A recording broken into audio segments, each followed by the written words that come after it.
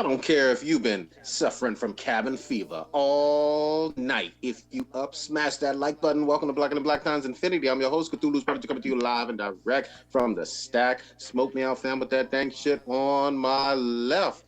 Stitch. Good morning, my neighbors. On my far right, engineering on the ones and twos, joke people out on threes and fours, Kronos. Shut the fuck up! In the middle, we got the oldest ninja in the world, Old Ninja. You gotta know out there's a special algorithm just for you.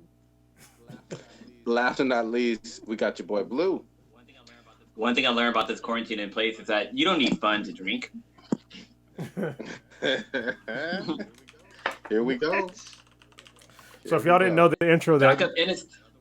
Sorry, go ahead. Week of shelter in place. Yeah. So the intro that me and Stitch just did was not rehearsed. Oh, Ninja fucked it up. Yeah.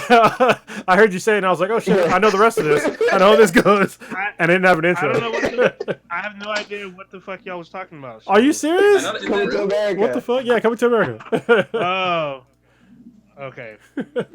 He goes like, good morning, my neighbor. He goes like, fuck you. He's like, yes, fuck you.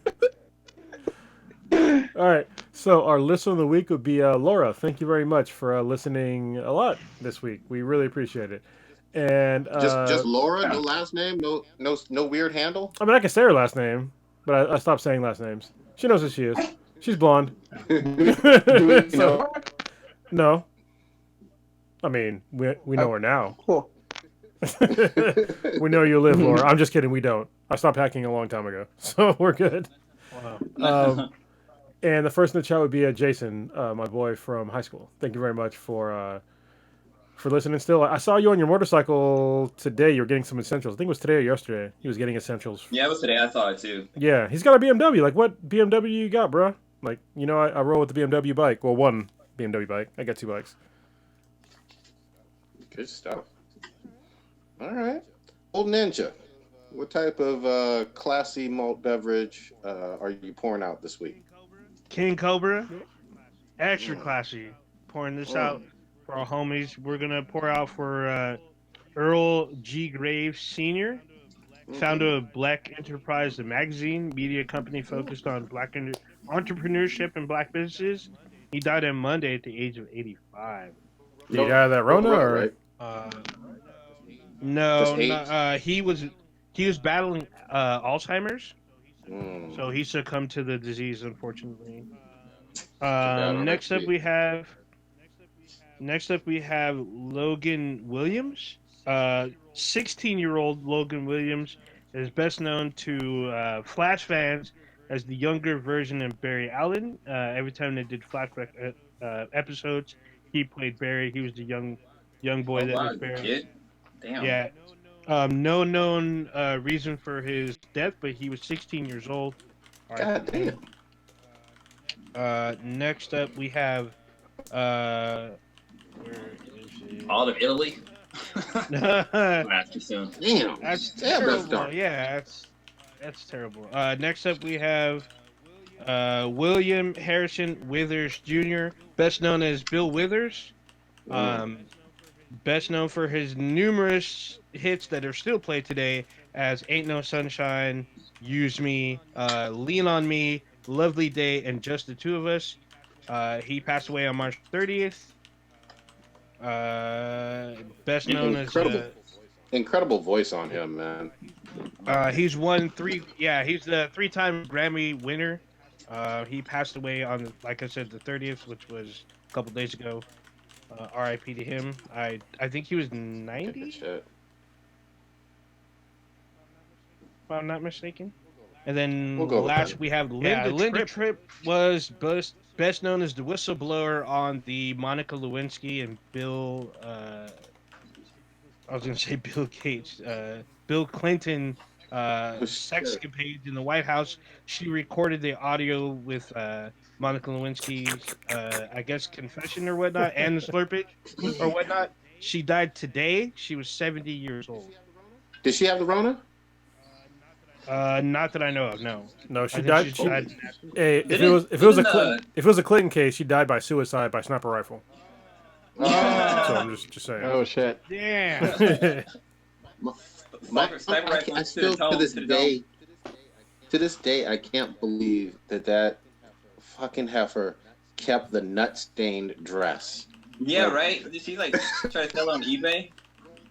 What the? I don't know what she was trying to do, but it's like it had been like I think a week or two, and she had it in her closet, and they pulled the DNA off of it. I'm all, dude, you sucked them off and let them bust all over, and you didn't watch those shit. Bro, that's presidential nut. I mean, Yeah. that presidential nut like made her life.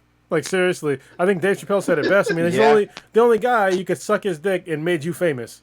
Like, and that was her life. Yeah. She's good to go. I mean, here we are. Here we are. Didn't So those, yeah, didn't the that's a singer lot of of RIPs.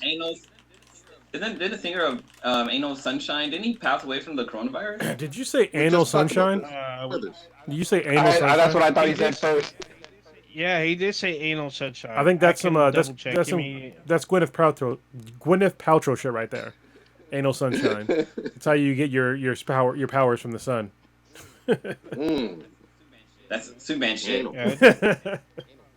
Anal. So he died from heart complications. Oh damn! Heart complications and anal bleaching do not go in the same. Well, depends on what type of party it is. That's Here true. we, here the fuck we are. Who wanna break down the death toll? Unfortunately, because you can't mention RIPS without talking about that Ronald. I think I did it last time. Somebody else do it this time. Was It's that fucking depressing. 14,000? Yeah, it's a shitload. It's I thought it was approaching 15 when I was looking at the news earlier this evening. 15,000. I Probably. thought it jumped. I thought I it was thought way it more than jumped to that. 20. Yeah. Yeah, I thought it was more than that. I saw 20,000 or more. Oh no, it's not 20. Okay, you're talking about U.S. deaths or like worldwide deaths? Yeah, U.S.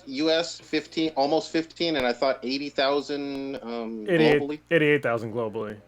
There we go. Yeah, and the U.S. we're at 14,000 in the Okay, U.S. there you go. Yeah, a little over 14,000. It's just like, it's insane, and people, our government, some people in the government keep trying to downplay it, but it's a lot of fucking people to die in the span of 3 months.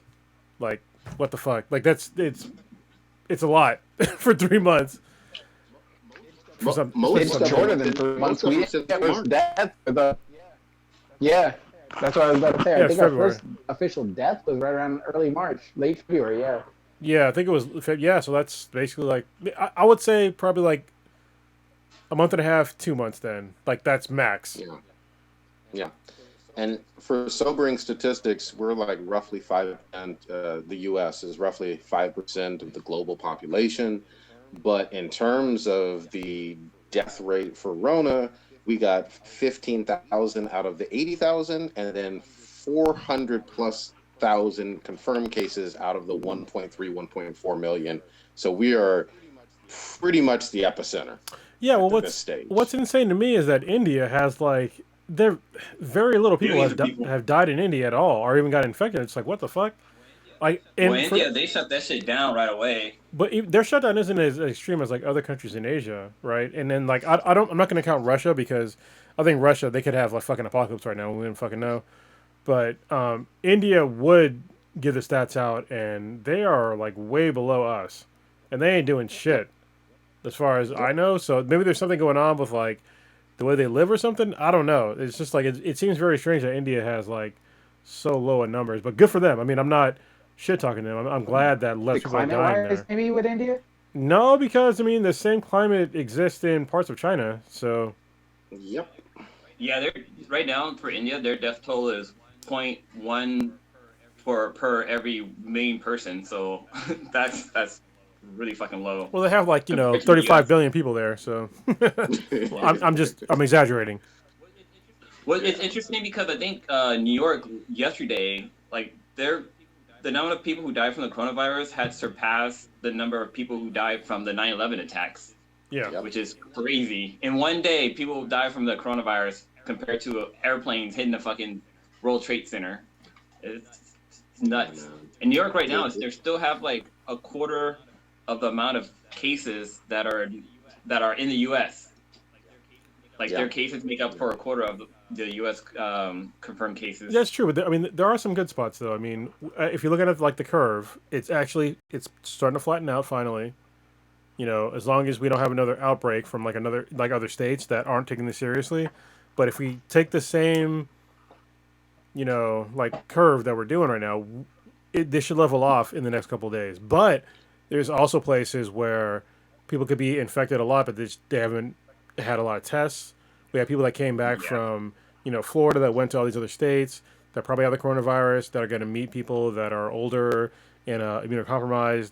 And so it could be still a disaster, but people can be optimistic, at least right now, that we're starting to hit that actual curve. It's flattening out a little bit, but we'll see. Because, I mean, it started flattening out when it first started happening in the U.S., and then all of a sudden it just fucking shot up. So I hope it doesn't happen again, but, you know, we'll see. Time will tell.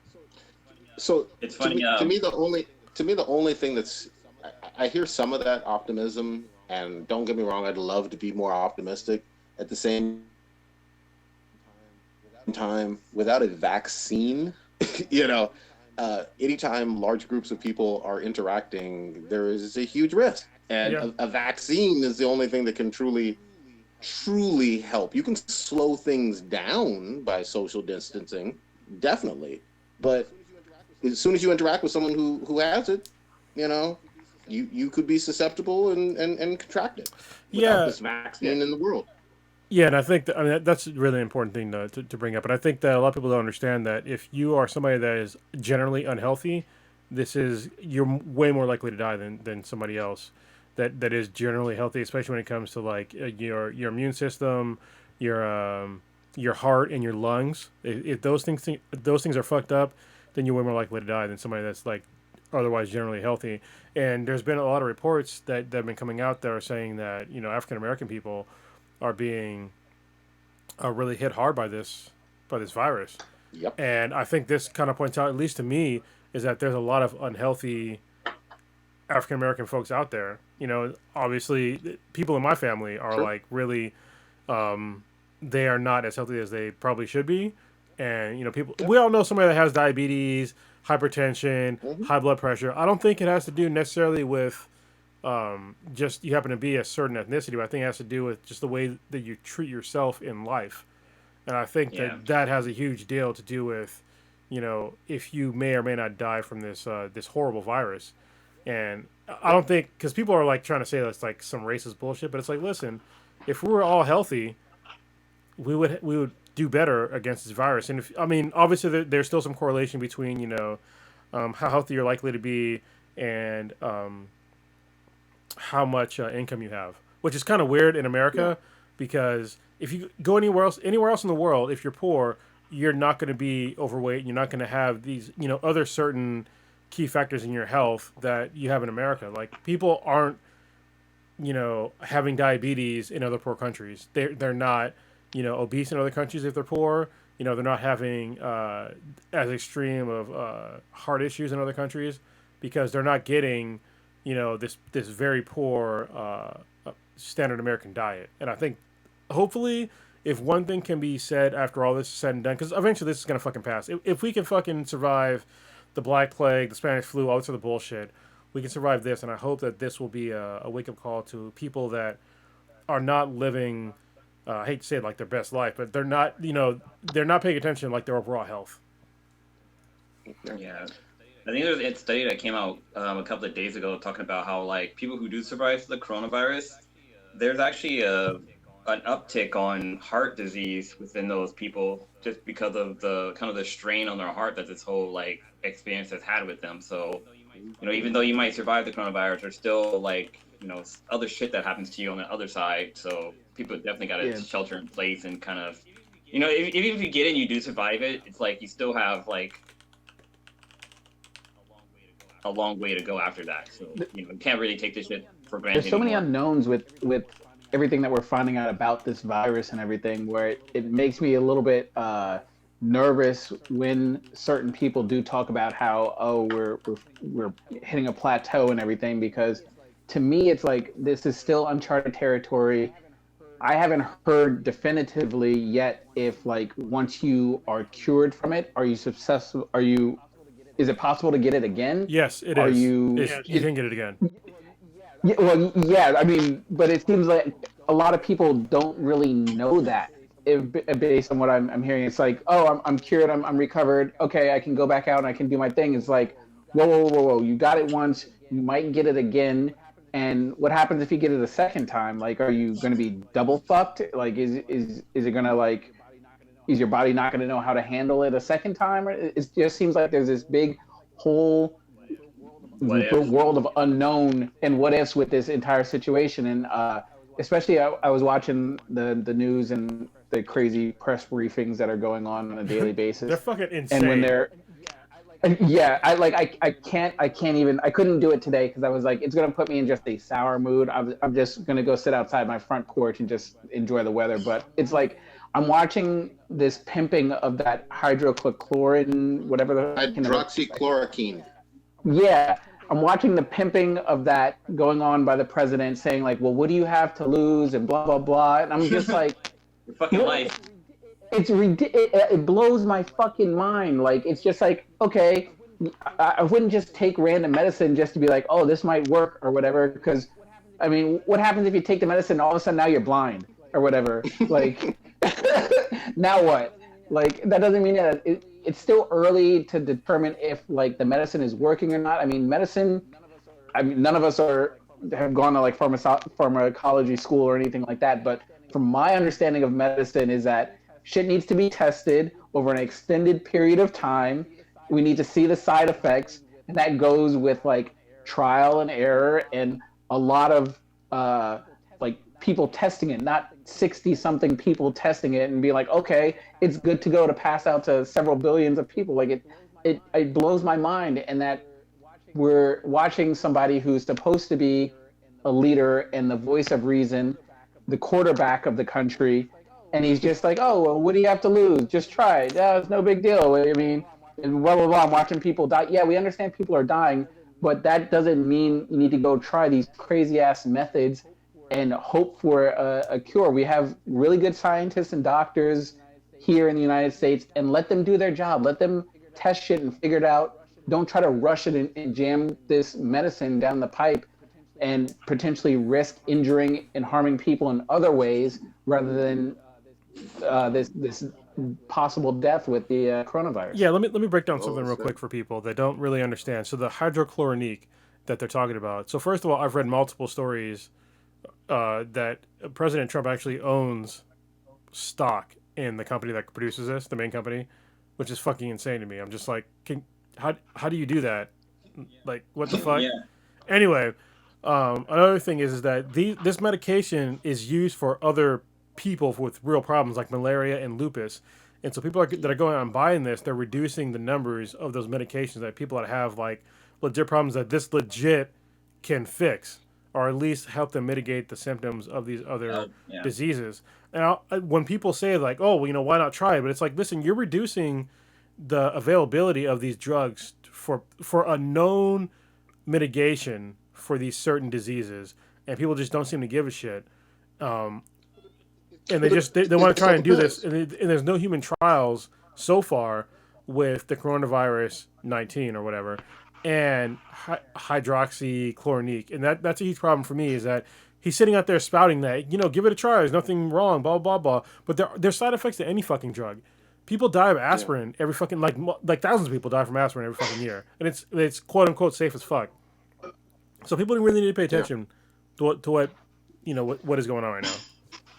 Yeah. Don't believe. Unfortunately, don't believe the president of the United States when it comes to any snake oil that he's fucking selling. That's the long story short of it. And then the blame game with the World Health Organization and China and media and Democrats, everybody else.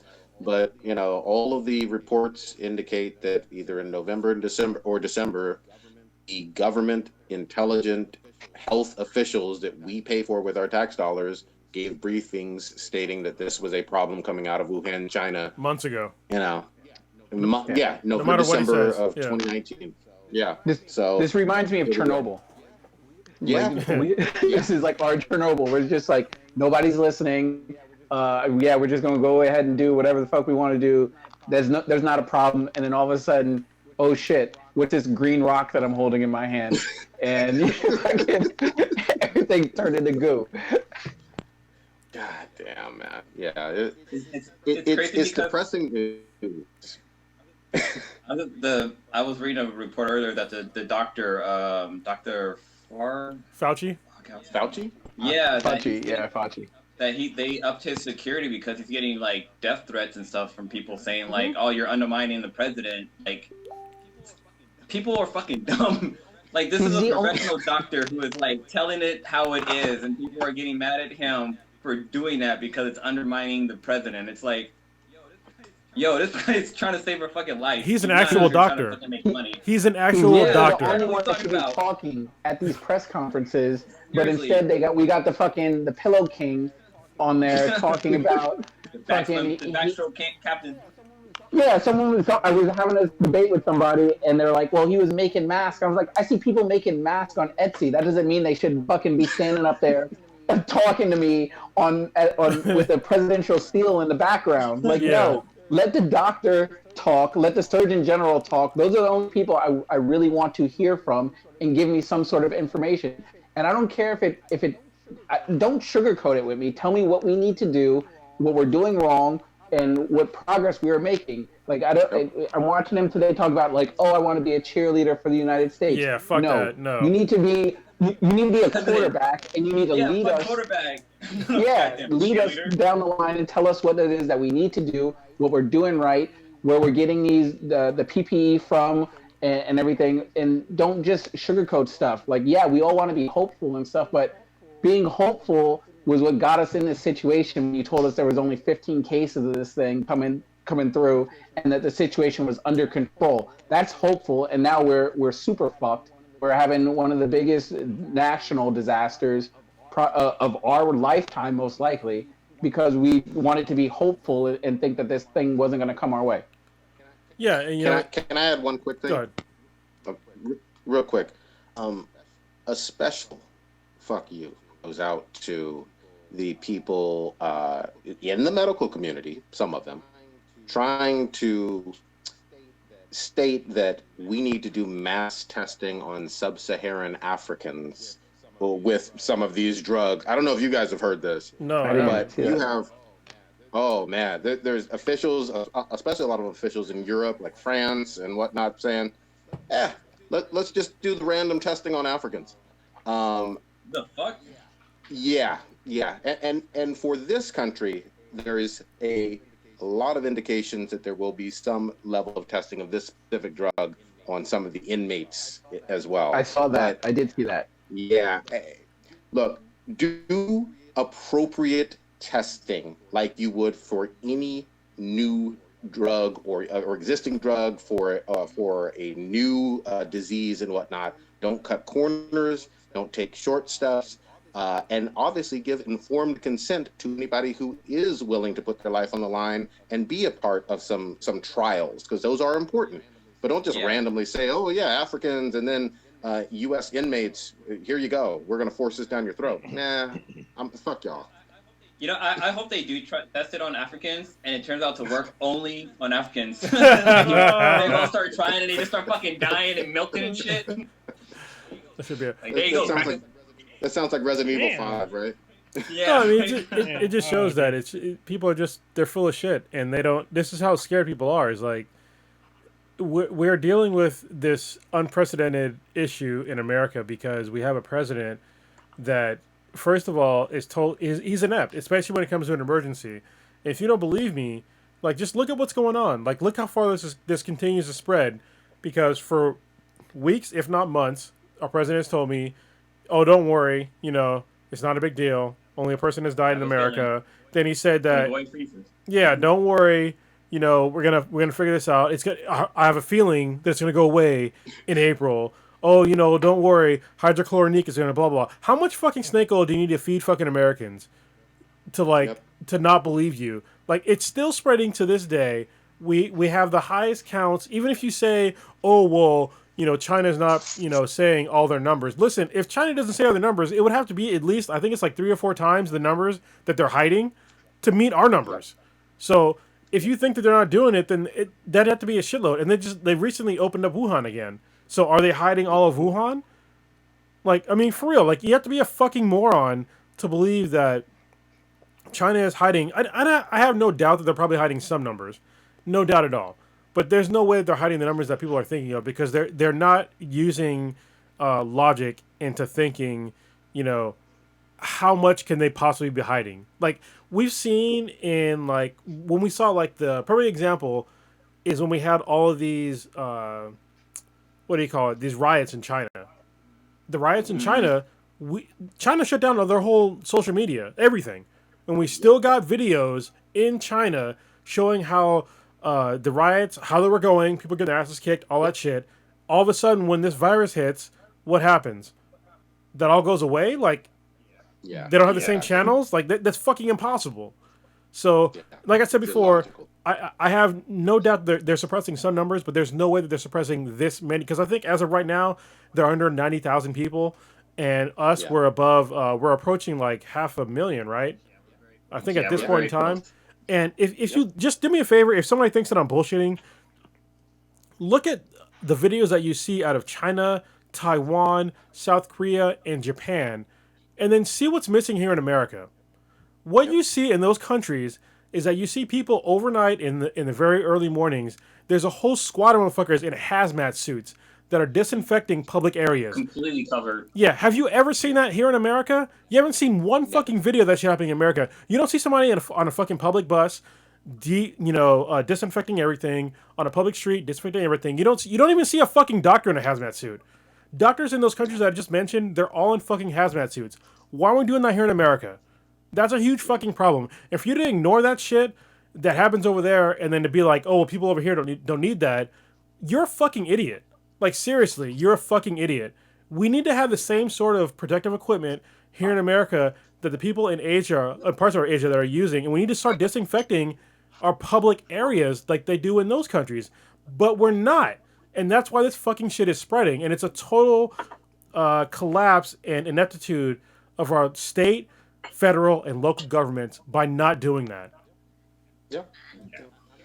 I'm not giving the local folks any type of pass, but I will say I feel like on the federal level, there definitely should be more leadership. I hate the fact that some states are doing one thing, other states are doing another. Because there's no leadership. That drives me crazy. It's against their constitutional rights, so he can't do that. So, What the fuck, man? And the other thing is, especially for the continental U.S., people can move from one. California's big, Texas is big, but in a lot of states, you could drive for 30 minutes and be in 3 different states easily. Like if you're in parts of Illinois or Kentucky or Ohio or something like that. So, there's no barriers to prevent people from traveling anywhere the fuck they need to go. And this thing is disgusting. And I'm going to take it back to the thing I said at the very beginning. Without a vaccine, none of this is being like truly solved. You can slow it, but there ain't no vaccine. So you just have to be very careful and very judicious. And the other thing is, I'd love to see the U.S. have similar numbers. Like South Korea did a wonderful job responding to this. Yeah. And we could learn a lot of fucking lessons. Well, no, this is this is what Trump said, that we did more testing than South Korea. Technically, what he said is correct.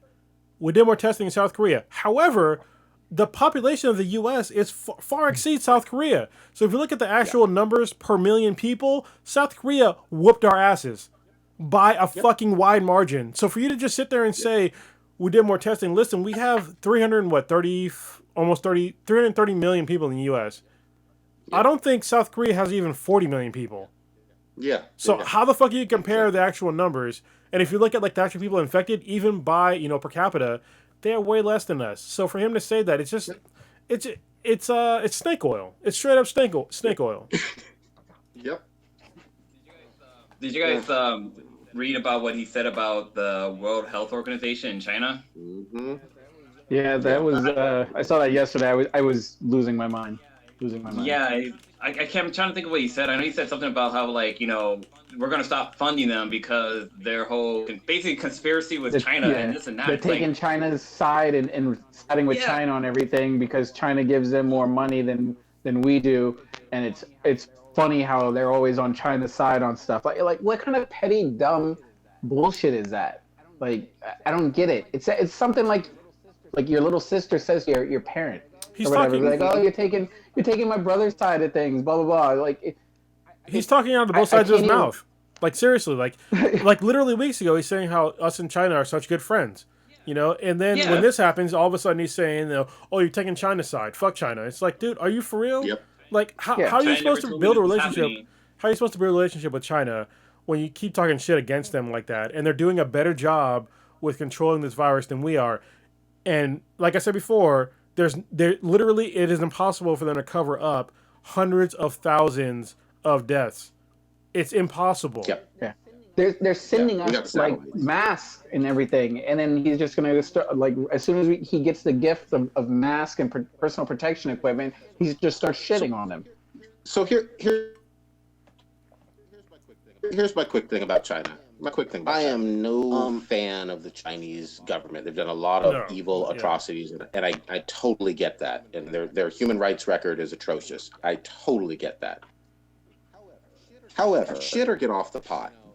If you're going to demonize them all the time and talk a whole lot of shit, are you really telling me that the U.S. is going to treat them like Cuba or something and have no financial ties with them? Bullshit. He's got fucking real estate ties in China. He's totally he's full of shit. Exactly. So this is saber rattling. And there's no real point to it. You're still going to have plenty of manufacturing over there. You're going to have plenty of trade with them. You're going to have plenty of economic ties with China. So stop the madness. You're not going to cut ties with the big, the second largest economy in the fucking world. You know what I mean?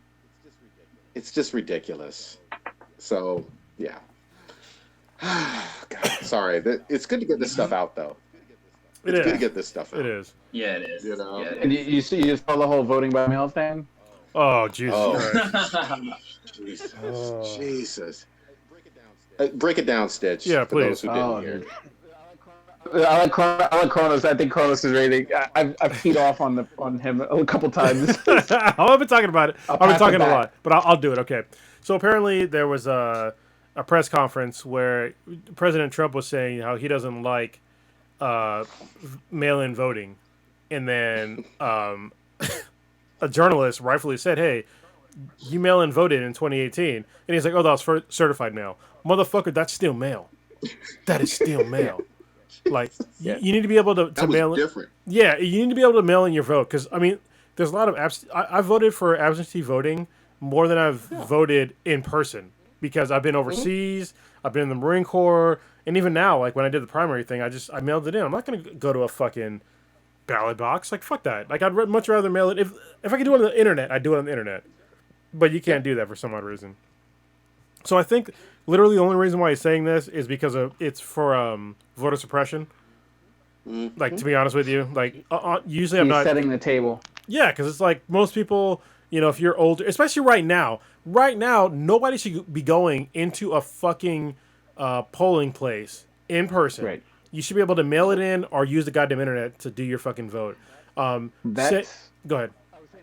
I was saying that's how this whole thing sort of popped off because in Wisconsin right now they're having an election, and I believe one of their there's a state Supreme Court seat that is up and available, which is why it's more important than an actual like primary election, and they wanted to postpone the election and everything because of the virus and everything, which to me logically makes sense and everything.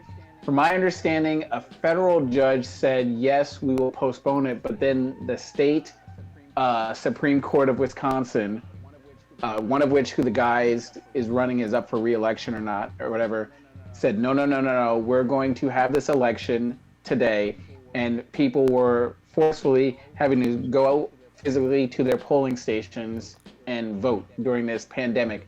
While the governor of Wisconsin, I don't know the guy's name, he's standing there in a full fucking hazmat suit telling everyone, it's fucking safe, da da da da da da.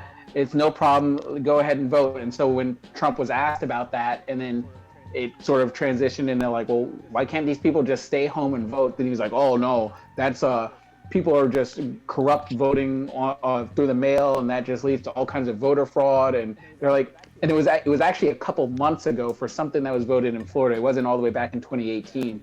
They asked me, he's like, well, didn't you vote by mail back in like December or November? And he's like, oh no, but that was certified, blah blah blah blah blah. And you could just see him just like backpedaling, and it was just so embarrassing. It goes through literally your certified mail goes through the same fucking mail system as everything else. The only thing that's different is you fucking signed for it. Yeah. Yep.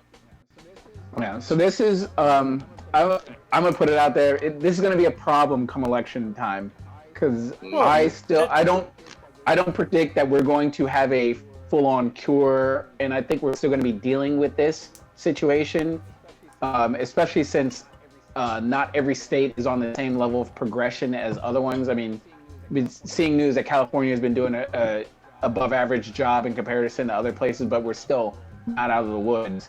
I don't see this going away in November, and it's going to get messy in terms of like, are we going to push back an election? You're going to have people saying that you can't vote via mail and everything. I mean, some states you can vote totally through the mail, but other ones you can't. But it's like, okay, do I go out to my polling station and vote and risk getting a potentially lethal, deadly disease? You shouldn't have to risk to exercise my right to vote. I mean, Puff Daddy. I was gonna say, reminds me of the Puff Daddy slogan, "Vote or Die." Yeah, fuck that shit. You should never have to vote or die. That shit. That's an obscene fucking phrase, and you should not. You need to. If you're the president, the people's safety should come first. Your people's safety should always come first. And we know right now that it is dangerous to be within 6 feet of other Americans. So why the fuck would you have these people force them to go to vote? Because and don't get me wrong. President Trump, he's going to win this year. I have no doubt. You can quote me. I've quoted it plenty of times before this. Now that Bernie Sanders has dropped out, fucking Biden, there's no way he's going to win. So I don't understand why he's still like pushing this shit. He's going to win no matter what. Like, to me, I mean, unless he fucking literally gets the coronavirus and fucking dies, he's going to win in 2020. So let's not put American lives at risk and have them vote via the internet, which they should do, today, or via mail. Like, stop making them go in and risk their goddamn lives to vote for somebody who is going to be your rival. So it seems so insane to me that they're even allowing this. Like, honestly, if they pushed off the elections until next year, I'd be totally okay with that. 100% okay with that. Like, just, I don't know why we have to have these fucking even years. Fuck that shit.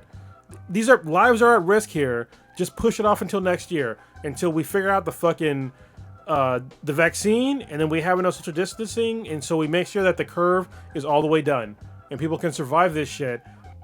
I don't know why we're clinging to this. We need to have every even year, or an even year vote bullshit. It's fucking stupid as fuck. Why are we doing this? So, I'm on board with vote by mail. I do that pretty much every time on my own, or just in my life. It's obviously handled on a state-by-state basis really differently, which is frustrating. I would love to have just national vote by mail and just leave it at that, and keep the November date, keep everything consistent with the dates, and just do it at home. I think that's fairly easy to do if you have the political will to do that. We'll see. Well, I think one of the main things is that we have a lot of people in America that are still the most people that vote in America are older people, and they're not used to like not going into a polling area, which I sort of understand, but at the same time, it's like if you don't understand how to mail something in, then maybe you should not be voting. If you don't understand how the internet works, maybe you should not be voting. Seriously, the internet's been around for fucking 20-something years now. I won't go as far as with the I will. The internet. I know. To us, I get it. But I mean, there are some people who are in their 80s and 90s. Prodigy, we're in our I'm in the 40s. You're in your late 30s. Like, what the fuck, man? Seriously. Yeah, but I mean, legitimately, there are some people who are elderly that just aren't online. I get that. Hold on. So, Prodigy, let me ask you this. This is an honest question. I'm not trying to be an asshole. If somebody is over the age of, let's say, 80 years old, they understand how fucking telephones work, right? Yeah. They understand how rotary telephones went to like digital telephones. They can use those, right? True. This is the same deal with the fucking internet for me. So if you can't understand the way that things are happening nowadays, then maybe you are no longer relevant to like making decisions for our society. If you cannot keep up with like the basic shit, and I'm giving the caveat of, I totally understand that someday all of us on this podcast, there's gonna be something that's gonna get us that we don't understand. And at that point, what is this hologram shit you talk about? Yeah. I'm not voting on hologram. Exactly. At that point, my vote is no longer relevant to the American people, and I will stop voting. When I'm like, whatever the new thing is, I can't call it because it's going to be something I cannot foresee. But I'm like, listen, I don't understand how shit works anymore, and I'm going to stop voting because I don't get it. And honestly, I think that's where it should end. I might be an asshole. I don't really give a fuck because I will literally stop voting once I don't get it anymore. Yeah, I would just point out that if the 88-year-old grandma living in Arkansas, rural Arkansas, doesn't want to go out and buy a computer, and obviously have another bill for internet access, I think she could still vote. I don't necessarily think that's hurting anybody. Well, she can mail in then, right? She understands how mail works. Yeah, I'm fine with mailing. Yeah, mail works. All right. Wait, I know we've been talking about the coronavirus for like the last we can minutes, stop, please, God. you wanna get into this 5G corona conspiracy? Oh my God! This shit doesn't exist. Oh, Court. It's just dumb. Oh, Ninja, come in, please. You haven't talked for a while. Look, did any of you watch this video that's been going around? I'm not watching the video because it's fucking stupid. Nope. So I didn't know what it was. Someone sent it to me, and I watched like part of it, right? And they're talking about the coronavirus, and then all of a sudden it takes like this huge 90-degree right turn, and I'm like, wait, what? And it's all, this is the whole reason. Please pay attention. This will save you and your family's life. 5G created coronavirus. And I was like, what? It literally does this like maybe 4.5 minutes into the video. And the video is like 10 minutes.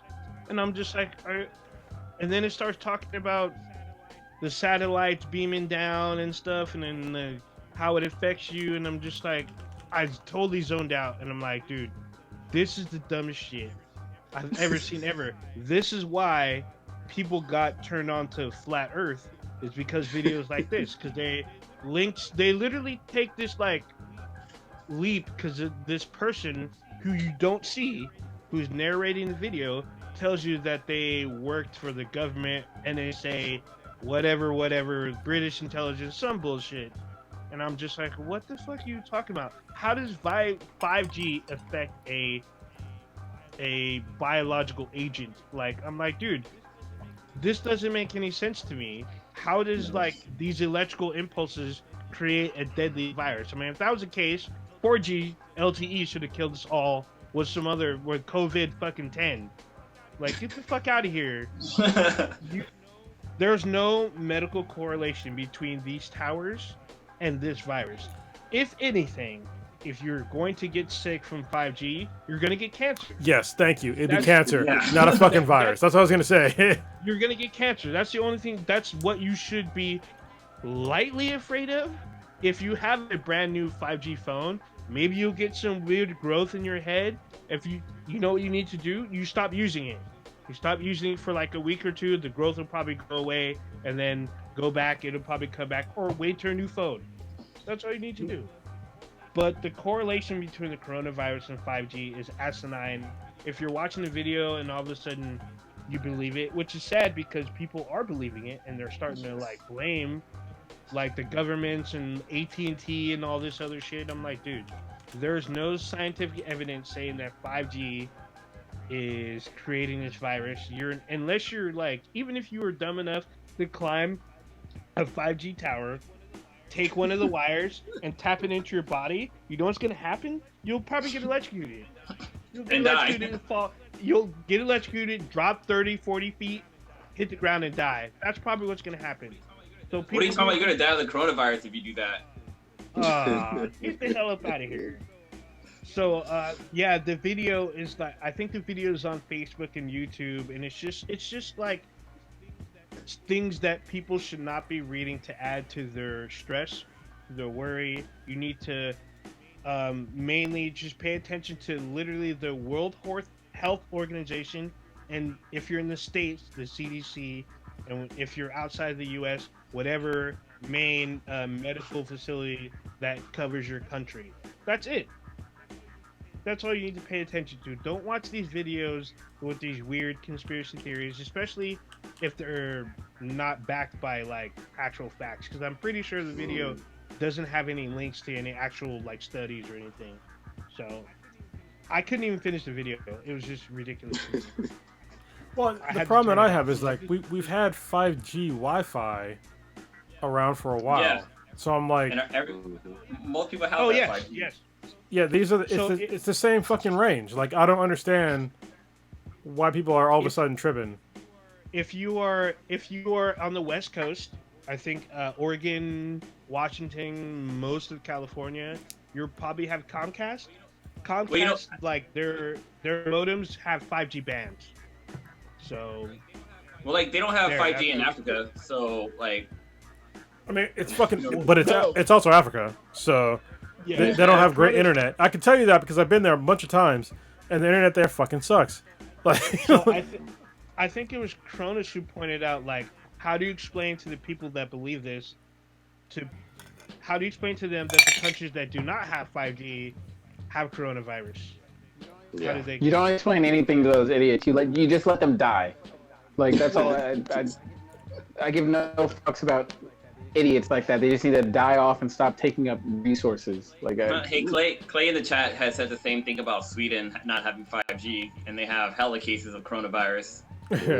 Yeah, easy to debunk. I think the people that are believing are older, like people who are an older generation and don't understand technology that well. That don't have logic. It's not older generation. It's the newer generation. There's so many of my friends that are my age or younger that are talking about this, how 5G is like destroying everything. It's gonna like shut the fuck up. You don't understand how basic fucking science works. So please just fucking stop. This whole internet thing, being alive today and being like sort of smart, I guess I am because I work in a decent field. That people don't understand how shit works, and they're not willing to put in the amount of time to like really understand how technology works, and they just want to like put a blanket statement on how tech works, but they don't understand that you've had 5G around you for a fucking long time, and people have been fine, and they don't fucking get it. If you don't understand how TCP/IP fucking frequencies work or anything like that, then you're fucking stupid. Listen, I've worked in I've been doing HF frequencies for like since I was in the Marine Corps. I've been around UHF frequencies since I was in the Marine Corps, super high frequencies since I was in the Marine Corps. None of us got fucking coronavirus back then. Didn't mutate shit, and this is for years. All right, it's because you stupid fucks, you don't understand and don't want to put in the time to actually look up the actual documentation, other than some fucking crazy ass motherfucker on YouTube and seeing his poorly worded, explanation of how 5G works. Actually, go to a class or look up the actual documentation because they're all out there. And if you don't, but that's their excuse. They'll say that, oh, it's some government documentation or some blah blah blah blah. Okay, well then do your own fucking research. Do your own goddamn research. You can literally do it. This doesn't even take a whole lot of understanding. No, this to me it doesn't. Yeah, this is literally as basic. You don't even have to read a whole bunch of books or this is literally as basic as someone with no credibility is making an outrageous claim that sounds highly impossible to fucking be the case. Yeah, I don't believe them. You never see this person in the video either. They narrate this video because they don't. They literally don't show you any piece of evidence. What they show you are a bunch of images of like satellites. I can't even believe we're still talking about this retardedness. Well, to me, it's dumb because like literally, I've configured a 1,000-foot antenna to bounce a fucking HF signal off the ionosphere around the fucking world back to me, and I'm fine. Yeah, Totally fine. Yeah, like I have a kid, didn't destroy my balls, dick still works, everything's good to go. But people don't understand because they don't fucking understand how science works. I can guarantee you, everybody that has a problem with this, they don't have just a basic understanding of science or of how computers work or frequencies or anything like that. They're just fucking morons. Yeah, coming up with. I'll give them this. They're creative. I'll give them that. Yeah, I'll give them that. It was creative because it felt like a movie watching the film or the clip or whatever, but no evidence that I saw was in that. It was literally just like propaganda, scare tactics. What is that? What is that new term they're calling people who are like dumb that does like stupid stuff during the phone thing? COVIDiots. Yeah, COVIDiots. This is definitely a high case of COVIDiocy. Yeah. Why? Speaking of COVIDiots, why does Dana White think that he's living on Enter the Dragon island, private island bullshit? I don't want to talk about this. Mortal Kombat. I mean, it's gonna happen like one of these days. But I mean, is he buying his own island? What's going on? Well, I mean, it's like he thinks this is Enter the Dragon. I think he's going to at some point in time. He's probably still working on it. But the real move is just to do it on Native American grounds if you want to do it. But I think right now they should just, if they're going to do fights in the UFC right now, they need to make sure everybody is tested.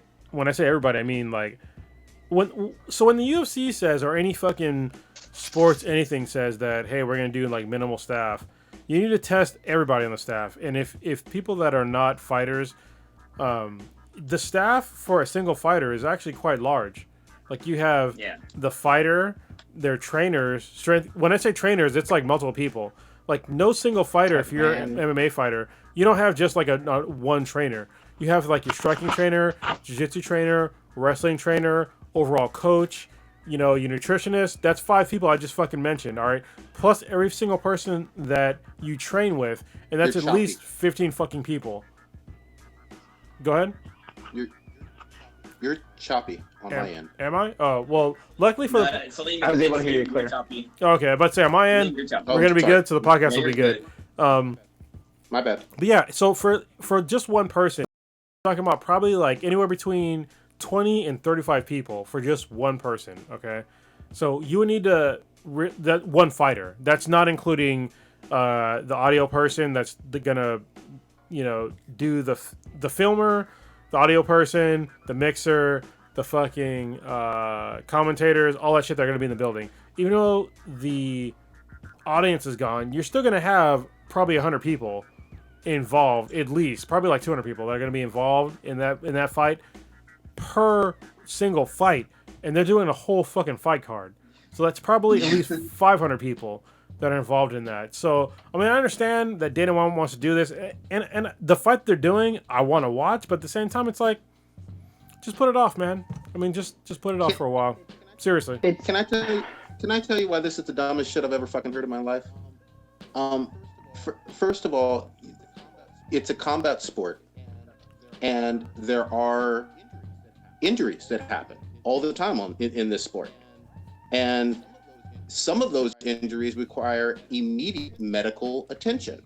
Immediate. A CAT scan, an MRI, some x-rays, there may be a hemorrhage, internal bleeding. All of those things happen sometimes during fights, and they require immediate attention. If you're on some private island, I guarantee you there's no fucking private hospital that's going to be anywhere close to the level of the Las Vegas General Hospital, the New York Madison Square Garden General Hospital, or anything like that. Yes, there are helicopters, but sometimes that will take a while to get back to this incredibly important medical facility. And so, but then also this is the pipe dream bullshit. Yeah, so I mean, I saw today what you're saying, resources are pretty tapped too. So like, if somebody comes to the ER and they already are full with a bunch of cases of the COVID-19, it's like, you might be shit out of luck. So I mean, from what I saw, it was supposed to be. He was kind of rumored got out that he was looking at doing this on an island, and so all the Mortal Kombat jokes were coming. But then I saw today that it was supposed to happen on an Indian ground place in Lemoore, California. That's a shithole. Which is fucking. Yeah, which I'm like, okay, there's no island out there, but I just think it's disgustingly greedy for him to try to put on this production, because I mean, we've all watched UFC fights before, and from my understanding, this is going to be, I guess, a pay-per-view event, and most of the time when you watch pay-per-view events, one of your boys rents it and everything, and then you have a fight party. So it's like you're promoting social gatherings within your own home to watch this UFC event. And I understand that we are all thirsty for sports. I would probably watch golf right now if it was a live sporting event right now, just because it's something new. I love football, I love basketball, I love baseball, but I cannot watch the 2014 NBA Finals because I know what happens already. So I can't do that. Part of why I love sports is because it's unpredictable. I don't know what's going to happen. I think he knows that the entire nation is anxious to jump into watching live sports again.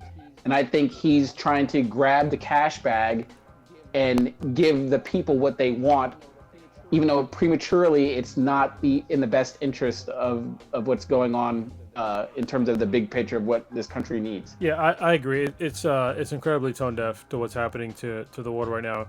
And if any of their fighters get sick, I mean, listen, a UFC fight in general has a very high probability of a fight getting canceled. And if anybody on those staffs, like I said, any single fighter on there, it's between like probably 20 to 50 people that they interact with on a daily basis just to get that fighter to the fucking stage. And that's a lot of fucking bodies to deal with. And somebody's going to get the fucking virus. Somebody is. And if they're not testing for... And this is the problem that I have is that what most people might not understand. It's like, if they test those fighters, those are tests that are wasted. All right? Yeah. Because tests in America are extremely limited. Like the story that I told you about my daughter, who's fucking 3. Some asshole that wants to go out there and fight because Dana White said, we're going to put this fight on. You're taking these tests away from people that actually fucking need it when they could have just stayed their asses at home.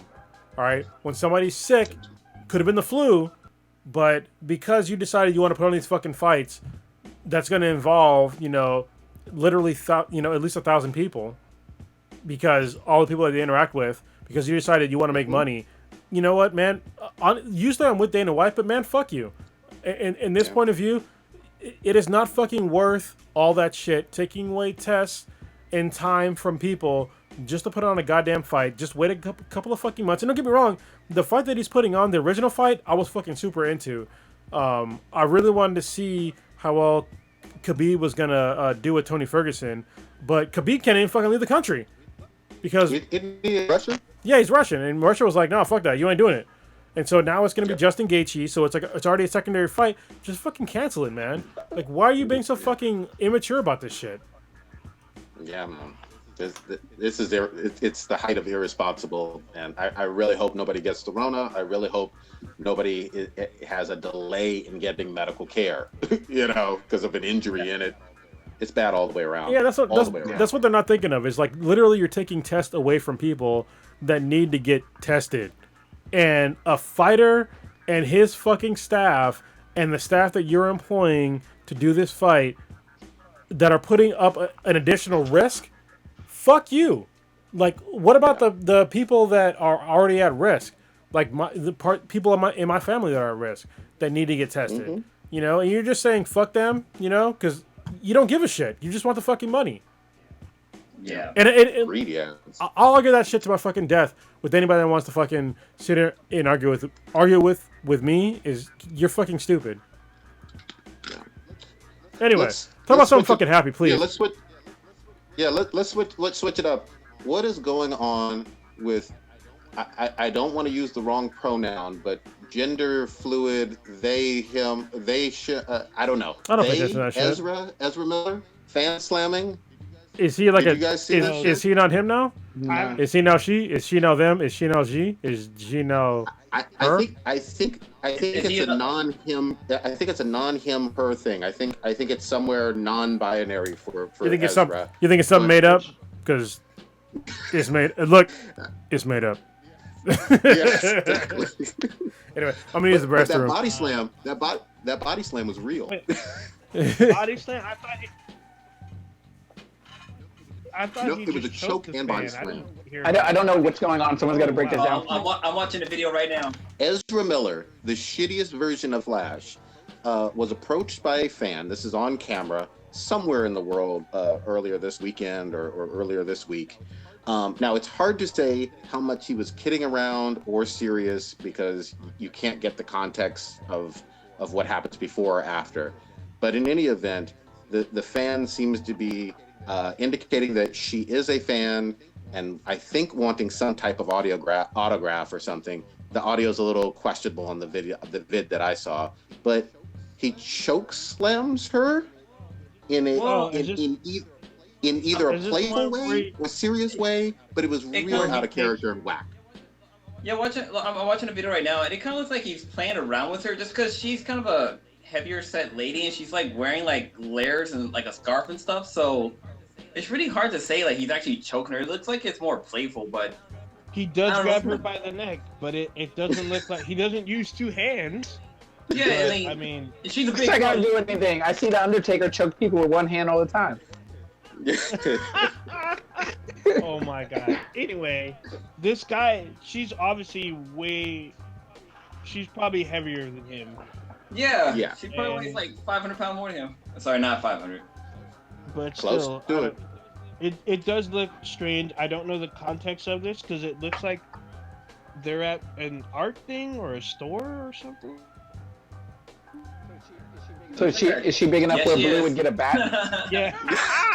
No, first Blue would steal my guns. First Blue would steal a gun and then use a bat. Drunk Blue. You still salty about that? Let me explain this. We were playing Borderlands 3. It was me, Old Ninja, Kronos, and Blue. So much fun. Drunk Blue was in full effect. Kronos is dropping excellent guns. I finally reached level 57, the level cap, and he's like, here, have this great gun, Prodigy. I'm like, hell yeah. So I'm comparing it with my inventory. I'm all excited. And every single time Kronos dropped another gun, Drunk Blue's ass ganked that shit from me. Like, fuck you. I'm stealing this gun. He's a loot goblin. And he wasn't even at his level. That was the best part. He was like stealing shit that was like fucking like 10 levels above him.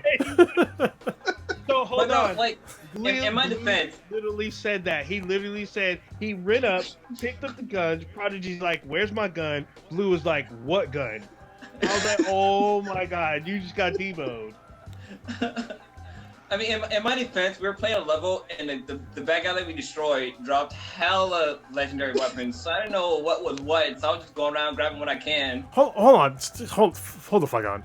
Literally, I'm talking on the fucking to everybody. I'm like, all right, Prodigy, I got some shit for you. I was like, just stand where you are. I'm gonna drop shit directly in front of you. And like, literally, he's on like his like thing. Like you can see the thing in front of him, and then Blue just runs up and just steals all the shit that's right in front of him. After I said that, I was like, dude, what the fuck? Hey, I didn't know he was on his thing. Anyway, I was like what? Debo? No, like Debo. No, like the cheetah from Cheetos. I just saw fucking a bunch Chester? of legendaries. I started fucking running for it. Dude, so I gotta be honest with you guys. That was the most fun I had in gaming in like years. Seriously, I had so much fucking fun playing this shit with you guys. That shit was so much fucking fun. What? Well, no. We gotta squad up more. Yeah, I usually solo play. I'm like Kirito. I usually solo game, but like, so this is something I didn't understand until like after we played. I just literally like maybe like 3 hours ago, I saw that there was an event going on for co-op for Borderlands 3. The reason why we saw so many fucking... Because literally, there's a picture that I sent to Prodigy. Like, the fucking whole screen was full of legendaries. Like, seriously, the whole screen was full of legendaries. And I was like, what the fuck? Like, most of them were, like, not... Well, they're worthless to me. But, like, for y'all, I was just like, oh, this is good shit. And then I started dropping my shit. Because some of the shit that I got, they couldn't see. And I was like, I'm just going to pick it up and just like, redrop it. And for me, that was like, it was so much fun to just go through and play. It was not the Mollywam Black site. It was the Torg one. Is it Showdown? The Showdown, wasn't it? No, it wasn't the Showdown. It was like what the fuck was it called? It was a Torg one. The challenge. Torg challenge. Whatever. Yeah, something like that. Yeah, but it was like, it was difficult, and I was glad I was the last person to survive. Just saying, put it out there. Man. I survived. You're on a boat by yourself because all three of us were fucking dead. Yeah, but man, I mean, to my like an excuse though, I played that level multiple fucking times solo. So like when they all died, I was like, oh, this is like normal for me. Like, I'm just gonna go through and like I know where to like move to like survive. Because like when we first started playing, I was like, don't go down below. And then y'all started going down below and started dying. I was like, motherfuckers, don't go down below. Like if you go down below, that's fucking instant death. At least it was for me playing solo. So. But it was super fun. Glad to get on there. It's funny because like way back in the PS3 days, I feel like you got Chronos got me into playing some online stuff. Oh yeah, Borderlands I wasn't specifically, online guy at all for multiplayer stuff. But it's good to have you back on there. Well, it was good shit. Well, it's funny because I got you into Borderlands, and that was like I hate saying the dual-sided sword or whatever because it's stupid. But anyway, when I got him into Borderlands, he was like, "Oh, this is great. This is back when I was a PC gamer. Let's play on a PS3." And I was like, "Okay." And that's when like my PC gaming like kind of started coming to like a stop. Is because I started playing with you, and then other folks started playing like Borderlands and Call of Duty and shit like that. And I was like, it was harder for me to play as a PC gamer because all my friends were on consoles. So friends and family, Join the inferior race. It's great. I did. It was like it was a sad day. For like literally like 3 years, I was trying to find like a decent keyboard and mouse combo for the PS3. Oh wow. Yeah, and there's nothing out there. No, they're out there. They're just not decent. They're really shitty. Really shitty. Wow. So speaking of consoles, we're gonna talk about this the Dual Shock 5. Right? No, it's called the Dual Sense, right? You mean the Playbox controller? The X Station. When I first saw the images of it, I was like, "Oh shit, fucking Xbox got a new controller out." And then I read the headlines, like, "Oh shit, it's the PlayStation controller." I don't see it that way. I mean, you don't? I just look at the toggle switches. I know, all right, it's a PS4 controller versus an Xbox. Like I don't know. That's just where my eyes go to anytime I see a controller. Like, I gotta be honest, as a PlayStation fan, I'm not a fanboy, but I mean, I've owned every console for the past three generations, and this looks like an Xbox controller. But it also looks like a PlayStation controller. So the thumbsticks are in the right spot. They're supposed to be in the middle, not fucking staggered, which is stupid to me. But people, I mean, I'm gonna be totally honest with everybody right now, okay? The PS4 controller ergonomically works better, but the Xbox One controller, as far as like the trigger feel and the fucking their haptic feedback, far superior to a PS4 controller. Far superior. Have you, Kronos? Or anybody on the cast? Have you guys held the Xbox like Pro one, the $200 one? The Elite? No. That one will make you fucking nut in your hands. It feels so much better. And I'm not an Xbox guy at all. It feels better than any controller I've ever held in my fucking life. I'm not going to shit on this Dual Shock. I'm going to still call it the Dual Shock 5. I don't give a fuck. I'm not going to shit on it too much. I don't like the color scheme, and I need to hold it in my hands. It comes in black. It's going to be the real fucking test. Yeah, no, it comes in black, so don't worry. The Dual Sense. The new PlayStation 5 controller is called the Dual Sense controller instead of the Dual Shock, which they know we've been going by. Yeah. Did you see the color schemes when they did the Spider-Man and Horizon Zero Dawn and Last of Us? Those color schemes they're continually updating like literally per hour. I keep seeing new ones like on Twitter and everything, like every hour. It's crazy. They're gonna be able to have a bunch of color schemes and everything that's given. What are the features of the controller? We're just talking about how it looks, but what are the features that are included in it? Yeah, so I know them, but Stitch, why don't you talk about it? Sorry, I had to like translate your name. Why not? From I look to them drinking over there. I was hold on. I was drinking a Moscow Mule. Now I'm drinking a Truly with vodka, I guess. So yeah, I'm a little lit. Okay, it's all good. I'm drinking fake bourbon. Oh, shit, nice. We're getting drunk. Cronus on here. Is someone able to put the photo up in the? Yeah, I'll pull it up. The little, yeah. But one of the things they first talked about was that it has a built-in microphone. I actually have my little PlayStation 4 controller here next to me, but on the PlayStation 4 controller, it has a sort of audio output next to the PS Home button, and it will, like in certain games like Resogun, it would talk to you and tell you certain things if you're hitting a bonus round or something like that. But I guess in this, in the DualSense 5 or the DualSense controller, whatever they're calling it, it has a microphone in it. So I guess initially before maybe you go into party chat, if you don't have your mic handy, you can just yell into your controller, which, I mean, I don't really know how... Yeah, I don't really know how much I would use the microphone outside of having my headset put into it. Maybe if there were some games, kind of like SOCOM 2 back in the day, I remember you could talk into the headset and give your fire team orders. So maybe there might be a little bit of feedback games where that might come in handy.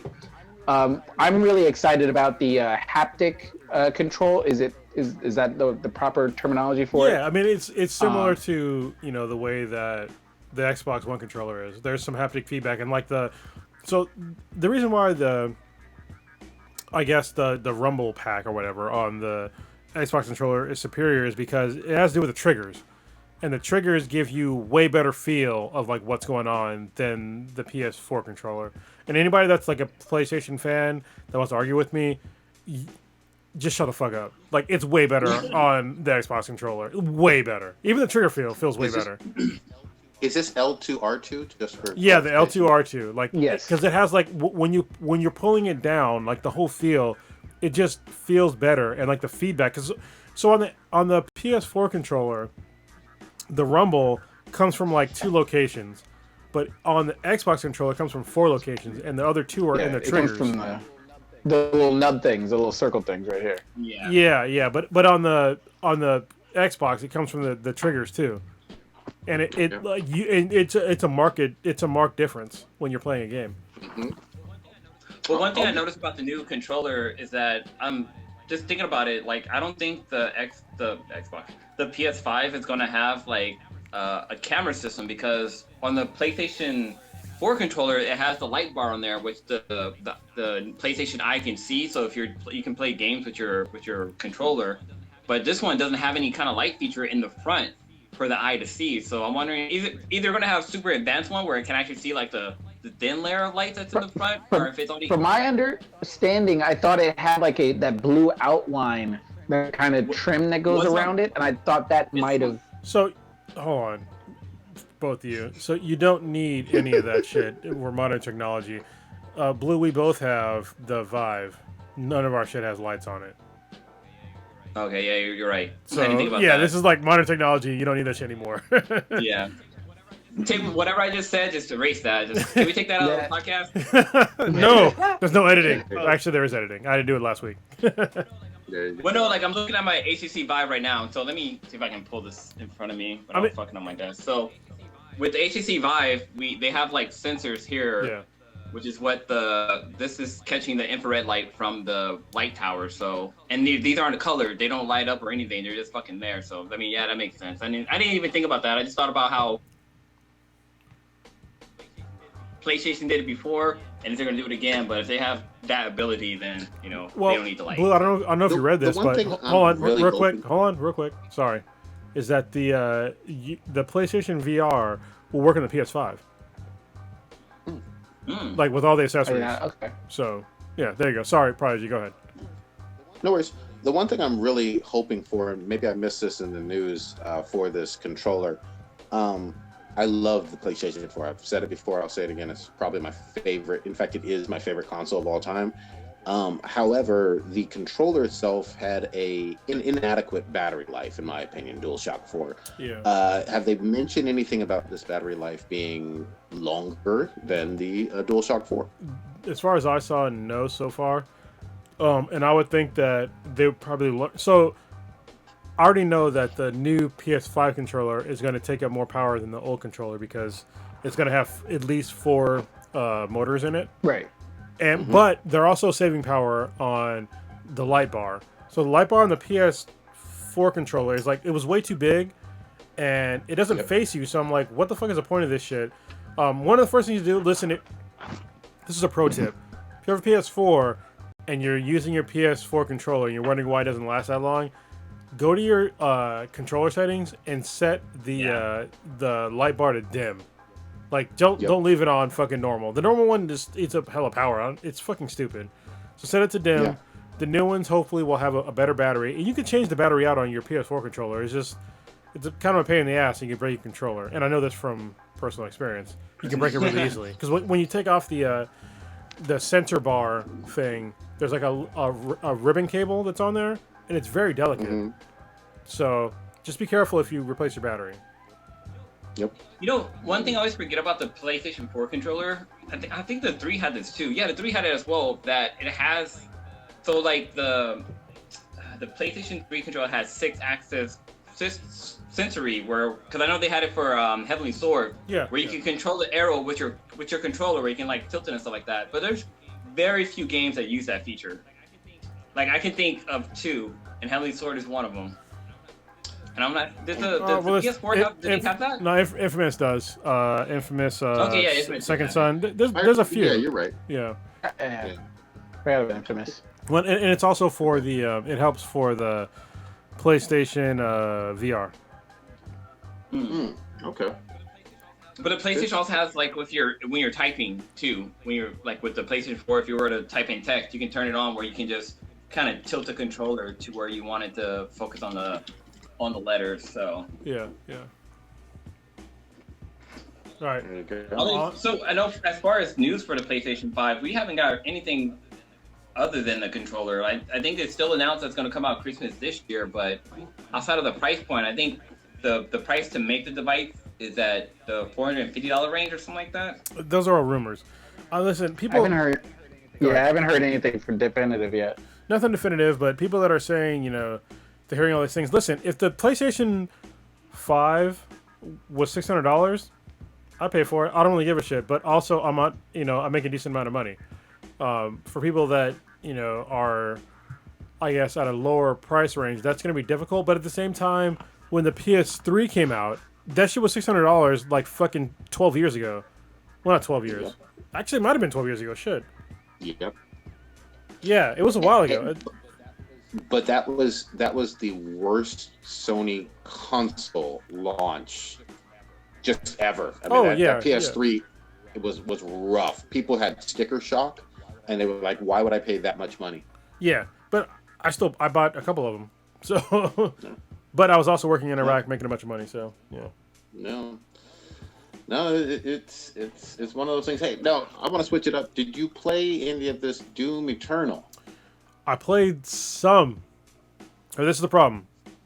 I wanted to play a bunch more Doom Eternal, but that Borderlands 3 fucking DLC dropped. And then y'all want to play. So I was like, all right, we're going to play. Hey, I just finally completed the vault, so I'm ready to do the shit in fucking Mayhem mode. Oh, nice. So I got Blue to actually buy the DLC because I gave him like 2 or 3 guns that were DLC only. I was like, dude, just fucking get the DLC. Dude, that was like literally... Like, there's a whole pay-to-play type shit going on, but it was worth it to fucking buy the DLC. Because the DLC is worth it playing. It is, but it's not pay-to-play. I have to say that Gearbox, as far as, like, Borderlands goes, their Season Pass is one of the most worthy Season Passes of all time. You're going to get so much fucking content for, like, 30 or $50. It's well worth it. When Borderlands announces a game, just get the fucking Deluxe Edition. Seriously. Just get it. You're going to get so much fucking more content. Like right now, I think Blue. How much you pay for the extra shit?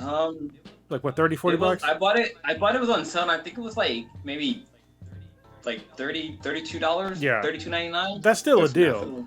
Yeah, like and it has everything. It has all. It's a season pass, so all the DLCs like you get that. So when I bought the game, I bought the deluxe edition. I think it was maybe $80. So that was like $20. What, 20 something dollars more? Maybe $30 more. Anyway, actually, it might have been less than that. It was to me, it was a steal. But anyway, shit, what were we talking about? I might issue it with season passes because I think with Arkham Knight or not Arkham Knight, it was one of the Arkham games. They had a DLC, a season pass for the DLC, and all they released was like the Batgirl's gameplay and something else, and it was just one fucking stage. And I was like, I paid all this money for one fucking stage. Like, I wanted her to be a playable character in the universe of the fucking game, instead of her having her own little side mission. Oh yeah, it was also Nightwing. He had a DLC too that was fucking short. Blue, real quick.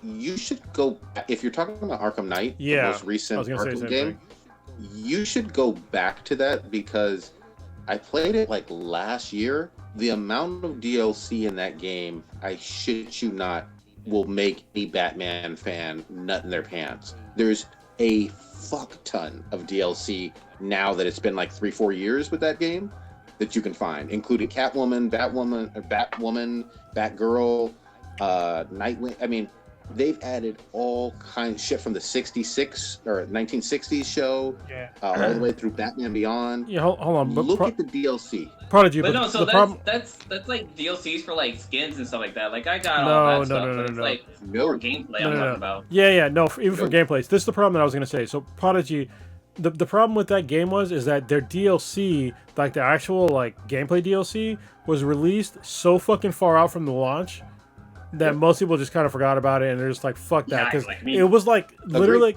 the first like legit DLC was like, I think it was like 3 to 4 months, and after that was like 6 months, and after that was like 6 months. Like, you can't fucking expect somebody to sit around and wait that, especially with that kind of fucking game. You know what I mean?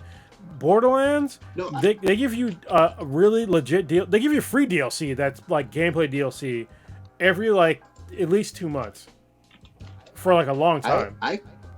I completely agree. I randomly like went back because I saw it was only like $19 to buy all the whole season pass of DLC. Yeah. And I was amazed with just how much there was because it was nowhere near that much when the game launched. Yeah. Sorry. So that's true. We're talking about Doom Eternal. Yeah. There's actually. Go ahead. So go ahead. Sorry, there was like a huge segue. Doom Eternal. So, like I said before, I started playing. Oh, I forgot what we were talking about. Yeah, it was Doom Eternal. I did like go back and look at the list. So Doom Eternal is really good so far, but I'm playing it on hard mode, and I'm 40. So it's you have to like. Some games I can play on hard mode, and it's still playable. This one is still playable too, but it's like I basically got to do some shit. I got to be John Wick for like for like every level. You know, so I might either die within like 30 seconds, or I'm gonna fucking John Wick the whole level. There's no in between. There's literally no in between on this fucking game. I should probably like lower the difficulty to my age, but fuck that. I'm gonna keep doing it on hard so far. But it's fun. They've definitely improved upon the first Doom that got re-released. It's fantastic. They're definitely like upping the lore in the game. It's still fun. It's just more difficult. So if you're used to playing like a Call of Duty or Borderlands or any regenerative health game or any cover style game, if you go from fucking The Division to playing Doom, you're fucked. You're totally fucked. Like you're gonna die like fucking 50 times before you understand what's going on, because there's no cover.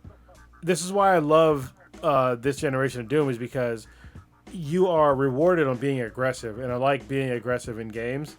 So for Prodigy, if you play this and you play it aggressively enough, it's going to be a whole lot of fun because there's no fucking stop. And the fact that when you're playing it, because I love metal music, and I forget the guy, it's Mitch something, but he has like a really good metal soundtrack, and it just gets you to fucking play harder and faster and more aggressively. But yeah, if you slow down, you're just gonna get fucked. If you forget what you're doing, you're fucked. So the game is excellent. You just gotta know. You just gotta kind of change the way you're used to playing games. I can't wait to try it. The 2016 version, I mentioned it before. I played it a little bit late. Like I think I played it in 2018 or something like that. But Kronos is absolutely right about it. I would just add the pace of it, like the actual speed It's so of fast. your Doom guy. Yeah. He's fast as fuck, and I was not quite like Yeah. ready for the speed. And it's like a vertical environment where you're doing a whole lot of fucking jumping and shit. But it's a badass game, man, all the way around. I can't wait to play it. Let me give you an example. So playing the modern version of Doom is like buying the Kirkland vodka at Costco. Like seriously, like they know what the fuck you're all about. If you buy a Kirkland bottle of that American vodka, I think it's like the 6 distilled one. You open the fucking bottle. There's no fucking little like shit that's trying to like slow down your fucking pour. You know what I mean? They know what the fuck you're all about. You're in there to fucking get drunk. All right, that's what fucking Doom is about. You're in there to fucking kick ass and just fucking go. If you try to fucking slow down, the game will fucking kick your ass. Same thing with like the bottle of Kirkland vodka. They know what the fuck you're all about. You just fucking go.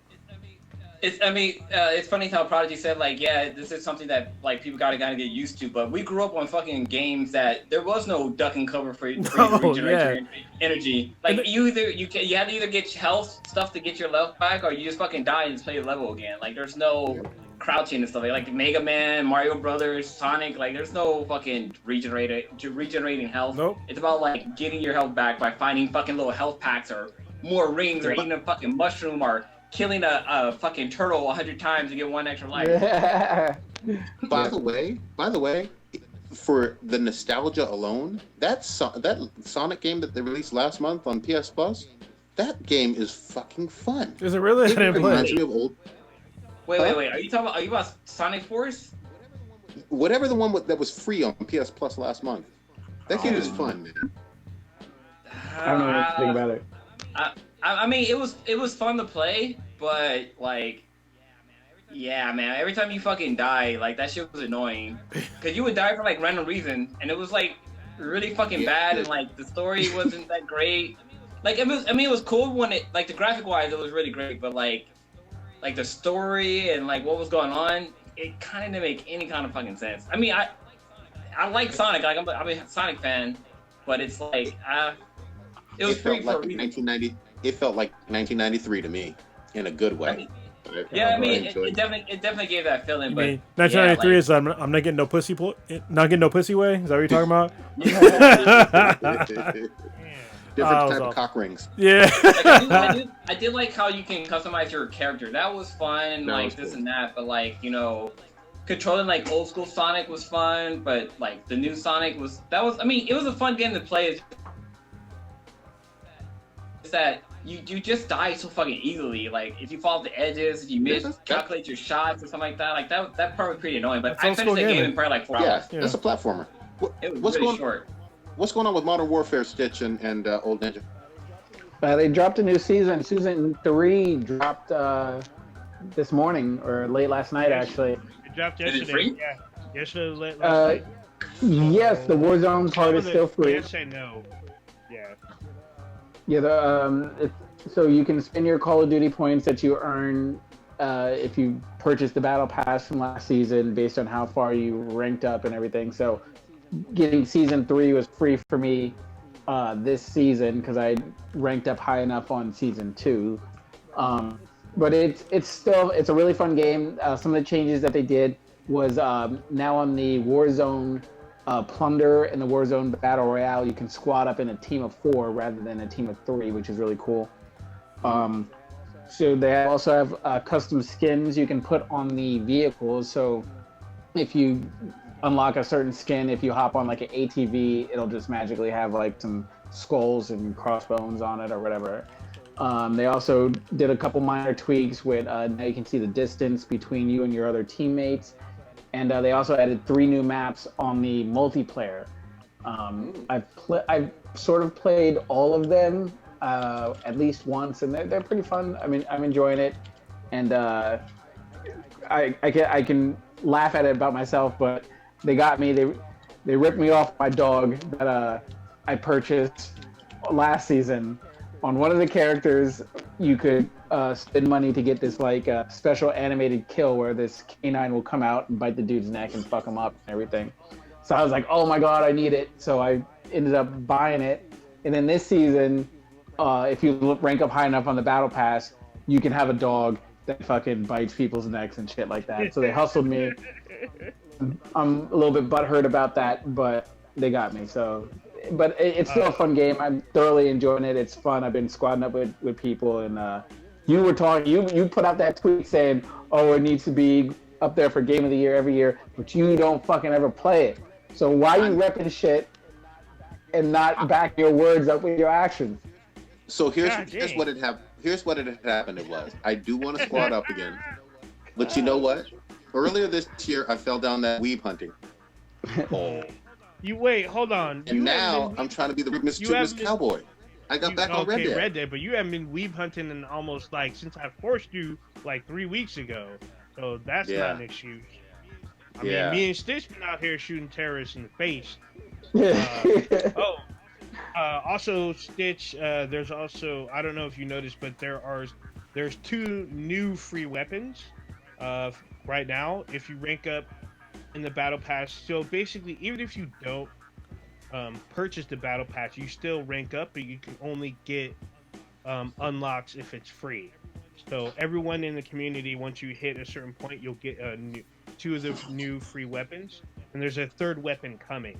I guess they said later on in the season, which is in the next month and a half, there'll be another weapon. It's a light machine gun that's going to be dropping too. So is it all free DLC? Is it? Oh, I'm sorry. What was the question? Is this all free? Is this all part of the Warzone? No, it's part. So the weapons are part of the whole community. The maps, it'll let you play no matter what, but the battle pass will give you additional stuff, like the finishing move animation, blueprints that'll be free, skins and stuff like that. That's part of the battle pass. Also, certain characters you'll get, or operator skins, quote unquote. You'll get those if you purchase the battle pass. I saw some people were hyped about, I guess, the character that got released, the dude that has like the amputated leg. Yeah, because he's in the campaign. He's one of the characters from the campaign. I guess people thought that he was going to be a character from Modern Warfare 2, but he's not. So people were like super hyped that he came back and whatnot. And there's going to be more characters released later on in this battle pass. So. Good shit. There's also 3 new maps coming on top of the 3 maps that are already dropped. So 3 maps dropped. There's 3 more maps coming. Actually, if you go to Call of Duty's Twitter page, they have like a graphic that will show you what's coming. I'm just gonna say it. I feel like these last 2 years with Call of Duty, they have delivered so much bang for the fucking buck and so much free content. It's ridiculous. Like they put some money and effort behind these fucking games now, and I just gotta tip my hat to shit. Like. This Call of Duty is by far my favorite. They definitely take notes from other games, like with the zombie mode and all this stuff. Like they're looking at other content that people are liking and they're bringing it into their game. Oh yeah, of course. The whole battle pass scenario, that whole system has generated like ridiculous amounts of money for them. So is that the same as the Warzone? Because I know for the Warzone, since it's free, it's a free game that anybody can play. Like I'm pretty sure they've taken that from like Fortnite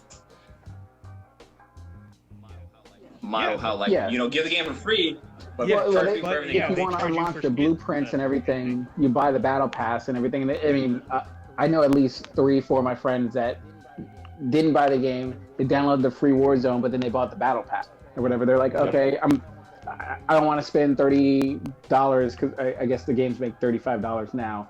I still don't really feel like playing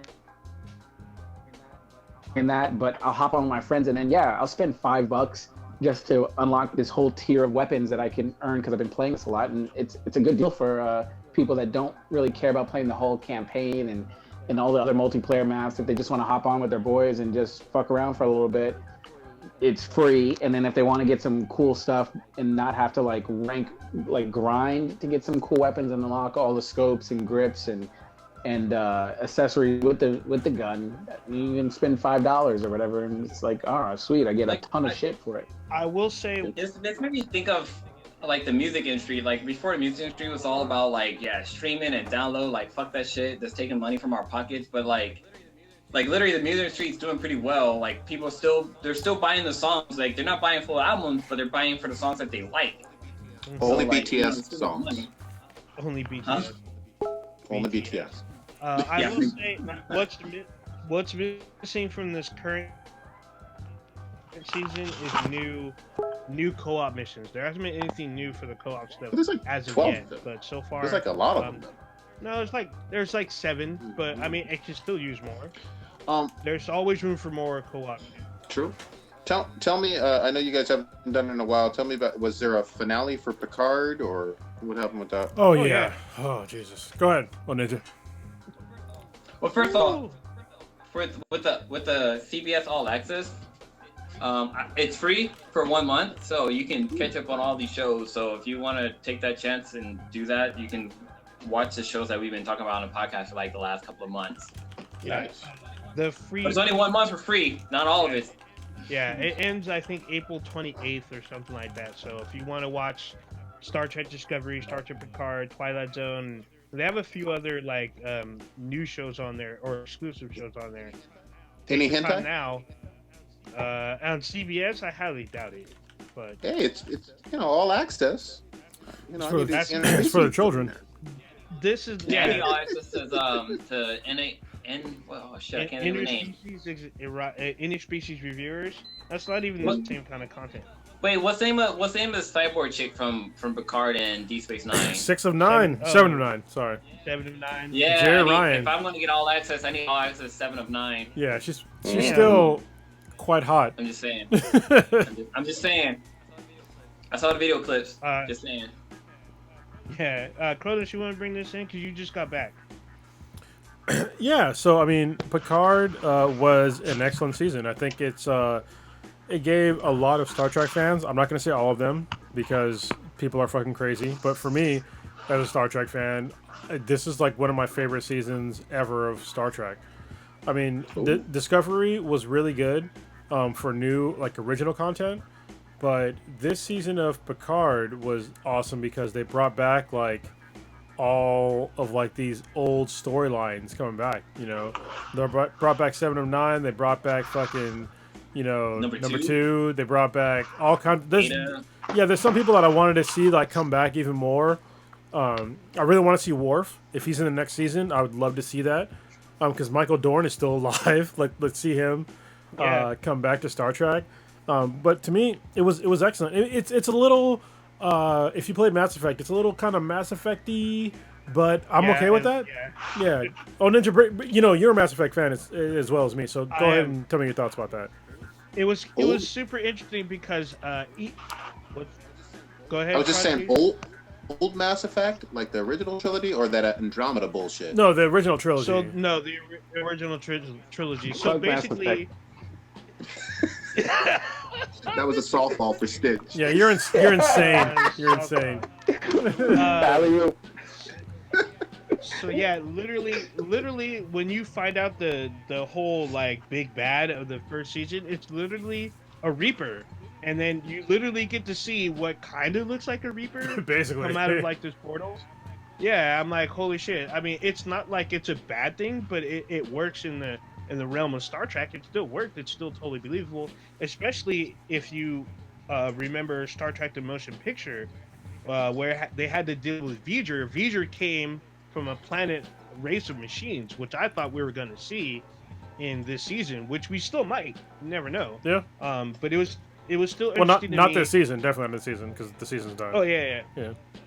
But it was interesting to see that even though they brought back a lot of characters, they even brought back characters and then killed them off because some of them had like a little bit of screen time. We got reacquainted with them and all of a sudden they get blown away. Yeah. Which is fucked up. Like one of the characters from Star Trek Voyager was Icheb. Icheb was in the very last like season and a half of Voyager, and he gets fucked up in like 30 seconds, which is fucked up.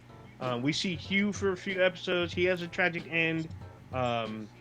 We see Bruce Maddox's character come back from like season 1 of Star Trek. He comes back. He gets a fucked up ending.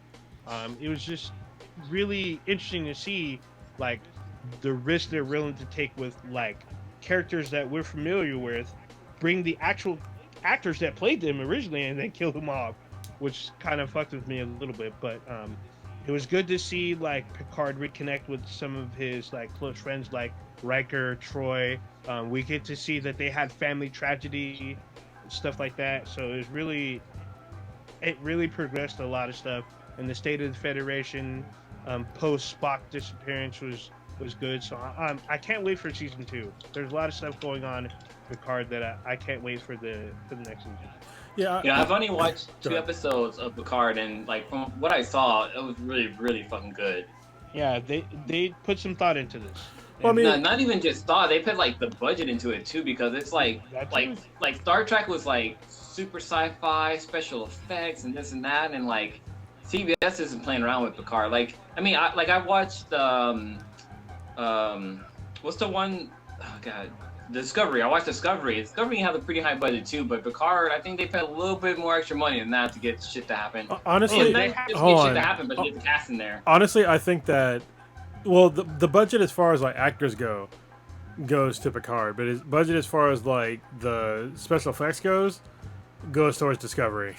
Like by far. Yeah. That's for sure. Yeah, they did have way more special effects, but it's fine because I mean they had to spend a lot of money to get, you know, Patrick Stewart back, number 2, I forget his name, and just getting Jonathan Frakes back. Yeah, Jonathan Frakes, who's like a really good director. He's directed like many. He's directed shows for Discovery.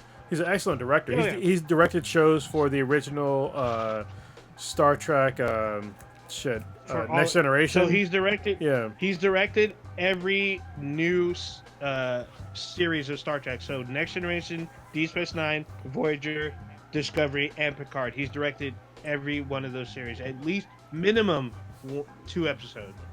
Minimum. It's funny. I refer to that guy instead of a commander. Or was it Riker? I looked at him more as Xanos. You mean Xanatos? Xanatos. Yeah. Every time I hear his voice, I'm like, that's fucking Xanos. Xanos looks just like Jonathan Frakes from back in the day. No, it's Xanatos. That's his name. Yeah, it is Xanatos. From Gargoyles. No, I think the light calls him Xanos. No, it's Xanatos. He probably calls him Xanatos. It's Xanatos. So if you don't know what we're talking about, I'm talking about Goliath or Gargoyles on Disney. Disney. Yeah. Yeah. Do yourself a favor and watch it on Disney Plus. It lives up. Like there's no like, you know, what the fuck is this and that and that. It's a really good animation. So Blue, did you know that his wife in the show, or wife now in the show, is the voice of the female? Fuck, I forget her name now. The Fox chick, right? The something. Shit, I'm forgetting her name. It's the female fucking gargoyle. Not Demento. Morgana. No, it's something. God damn it. I gotta look it up now. God damn it. No, it's Morticia. No, it's not Morticia. God damn it. That's a different goddamn show. No, wait. Are you talking about Gargoyles, or are you talking about like a different Gargoyles. show? Yeah, it's Morticia. It's not Morticia. It's definitely not Morticia. Demona. He's looking it up. Her name is Demona. Oh, yeah, right. It's Demona. Damn it. I was really confident. If I was playing a lottery, I would have said that name, and I would have fucking lost. Keep drinking. I'm gonna keep drinking too. We've all been drinking. We've all been drinking. Holy shit! Hold on. Tim Curry was in that show too. I didn't even know that. Tim Curry was in There's so many celebrities on that show. Wow. Yeah. It's a great show. Did you guys finish with these? Wasn't there? I haven't gotten into it yet, but Ozarks or Altered Carbon, did you guys finish those? Altered Carbon, yes. Ozarks, no. I finished Altered Carbon, but I thought Ozark was the show about a fucking giant pygmy looking thing. Oh no, Ozarks is a fucking excellent show. Ozark's good. Yeah. Really good. I finished that. They finished the latest season? Yeah. Okay. Did you? No, not yet. I've been watching Westworld, and it's been difficult watching TV because, you know, me and Kamek have to like kind of connect during these fucking fucked up times, And yeah, so we've been trying to like watch a little less TV. But I need to get back on Ozarks. But Westworld has been really good. I've been watching that. Y'all been watching that? Oh yeah, Westworld's been fucked up. I know Stitch is abstaining from the show. Bro, this last season, like the last episode, I was like, they went Inception basically on this show. I was like, God damn, really well done. Season 3, right? Yeah. Okay, I only watched season 1. I have actually never got around to watching season 2. Oh, but I'm gonna add that to my list. Yeah, season 2 wasn't as. I mean, I still enjoyed both seasons, but this last one really brings together like both seasons, and then they kind of like fuck with your brain. So, especially this last episode, I was just like, I had a feeling something was going on, and then like partway through like the last episode, I was like, oh shit, like I understand what's going on now, and this is all fucked up. I think it's safe to spoil if you want to go into detail. I don't want to spoil if nobody else has watched. It's been I understand it's been a few days, but hold on. Yeah, I don't spoil yet. Yeah. Okay. So if anybody who's a fan of Westworld, whatever you do not watch the movies that they release because there's 3 of them. Yeah.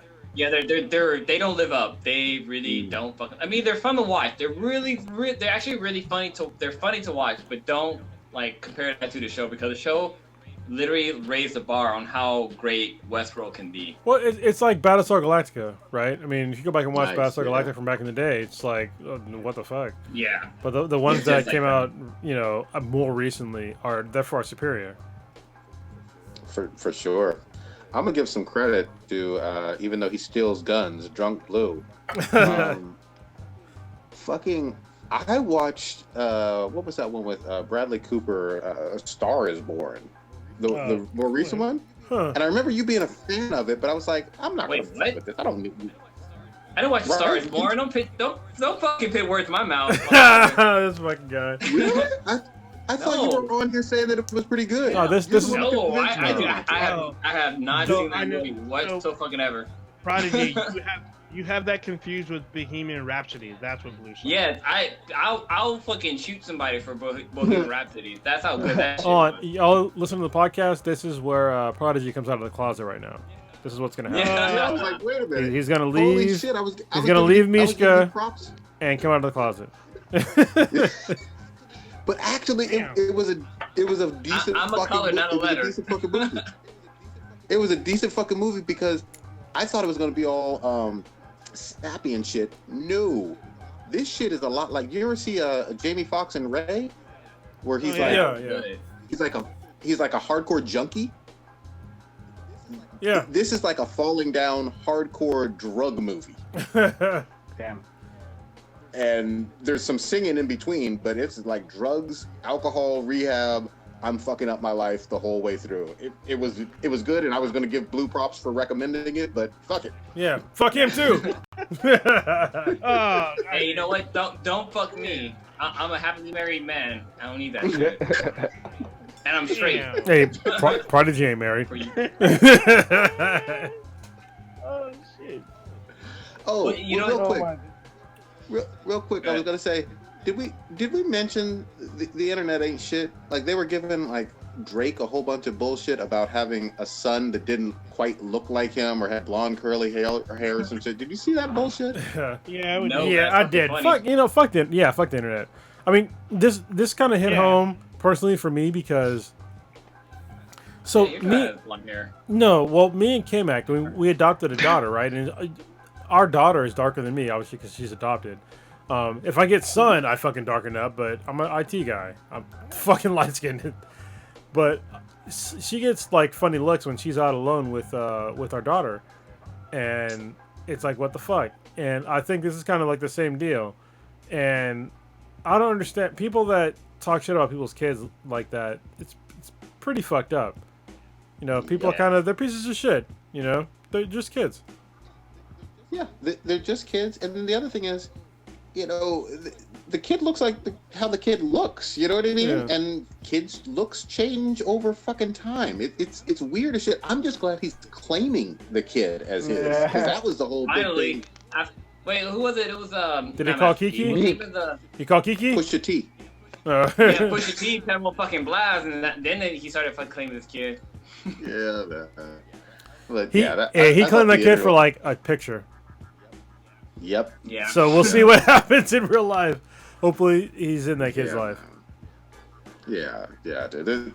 You can't be hard on like a 6, 7-year-old about their looks. Like, what the fuck is wrong? Not even 6 or 7. That kid was like fucking 3. Like 3. Yeah, that kid was like really? 3. Okay. Yeah. It's already been 3 years. God damn. Jesus. Holy fuck, man. I will say. What's this about Borderlands science update? What's this about? Yeah, I didn't understand this. So put this on here. There was actually a really cool thing that came out today. Oh, the poop shit? Where Borderlands. Let me make sure I get it right. In collaboration with research. Yeah, the girl from Blossom, but in collaboration with researchers at the University of Washington, you can play this game inside Borderlands 3 that kind of helps real world science with this partnership with these real universities. It looks like it's kind of like this puzzle game that helps with some of the scholarly stuff. I have not played it for myself, but it helps some of the scholars with disease treatment stuff. The Foldit website. I was going to say that. So go ahead. I knew about folding for like a long time. I used to do folding on my. Been around for a while. Yeah, but I used to do it on my actual personal PC and one of my PS3s. So folding is just a way for like, it's a way to basically like use the computation power of your device, like a high power device. For me, it was my PC and my PS3, to do computational problems for science, and it's usually used. It's used for science, and I'm glad that they brought it back. You could do the folding thing to find a cure for the COVID virus too. So the COVID-19 thing. So I mean that's pretty awesome that they're getting more. It's the same thing with like SETI. I used to use like the SETI thing on my PC for like a long time. Instead of like setting a screensaver, I would just have the SETI thing do it in the background when I wasn't on my computer. That way they could just use my computing power. Because traditionally I've had like really powerful computers like throughout my entire life, and so but I'm not always on it 24/7. I'm there for like maybe 10 hours a day, 12 hours a day, probably not even that. So yeah. And the rest of the time I just dedicate to something else. Like I know with the science community, they had like I can't remember what it was for, but they had like a bunch of either PlayStation 3s or a bunch of PlayStation 4s that they had fucking racked together, like a bunch of I think they had like over 100 of them. The DoD did stacked together, where they were using that processing power of that to be able to solve like equations and stuff like that. Yeah, and it's funny because every time I think about that, it made me think of what's the name? The Hitchhiker's Guide to the Galaxy. How the Earth itself was a basic giant fucking processor to be able to solve some fucking computer program and shit. So yeah, it's funny how that all works out. Did y'all know that Blossom has a doctorate in neuroscience? Yeah. Yes. I did. That's why she. Wow. That's reasons why she was on Big Bang Theory to bring awareness to females in CERN. Well, and CERN. Hold on, and Winnie Cooper is a mathematician. Yes. She is. And she's also an author. She literally wrote a math book just for women. So this is weird because it's literally about stuff that pertains to them, like buying makeup and like finances and shit like that. I was like, what the fuck? Yeah, so I think her and Becky Slater are sisters in real life. I don't know about that, but I heard like recently there was a story about how they're trying to make Doogie Howser as a female. They're trying to remake it as a female lead. I'm like, fuck that. Do a story about when Winnie Cooper gets older and has a daughter. Like, if you want to do her as like a legit mathematician and like have a daughter. That's how you make it work. Don't just make a Doogie Howser as a female. Yeah, don't change the path. Like, keep that shit the way it is. Have their child or somebody in their family be that level. Like what they did with Girl Meets World. They didn't change it to Girl Meets World because of it's a girl meeting the world. They had this daughter of Boy Meets World and have it from her point of view. Yeah, so I think that's what they should do in Hollywood. So let me give her actual name. So Danica McKellar, that's her actual name. Oh yes, she's a mathematician. Yeah. Yes. So she still looks pretty good. Still hot. Yeah. She bad. I've always been into her. So she's still acting too. Yeah. Do we have any B&Bs? Actually, I have a Beat and BTI for everybody. So if on Friday they announce like, hey, we have a vaccine, the coronavirus is done and wrapped up, what's the first fucking thing you're gonna do? Like for me, I'm gonna plan my fucking birthday trip to fucking Hawaii and get the fuck out of California because man, staying inside the house is a lot of fucking work. I want to have a party. I miss you guys, honestly. Yes, like I miss a lot of people, but like doing this podcast remotely is if y'all didn't know, like we're older black guys, and this is like when you talk about like barbershop time. This is like our barbershop time. This is like when we get every week we get to be able to get together and see each other again and like hang out, and it's cool. But like I really miss like seeing you guys. I didn't think that it'd be that bad, but I really do miss you because I mean, me and Blue and Prodigy, we've known each other for like a really long time. Me and Blue have actually hung out way more than me and Prodigy have, especially except for like within like the past 10 years. So there's like we have stories that would end up that would lead both of us in jail, basically. Yeah. Well, so like even though me and Prodigy are family, like we didn't hang out from like the time that we graduated high school until like like 2008, 2009. Yeah, 07, 08. Yeah, it was like a long time. Yeah. So, but and then like Stitch and. God damn it! I keep reading your name on the thing, and it keeps fucking me up. Old Ninja. And Old Ninja. I have no idea what it says. Yeah, it says your government name.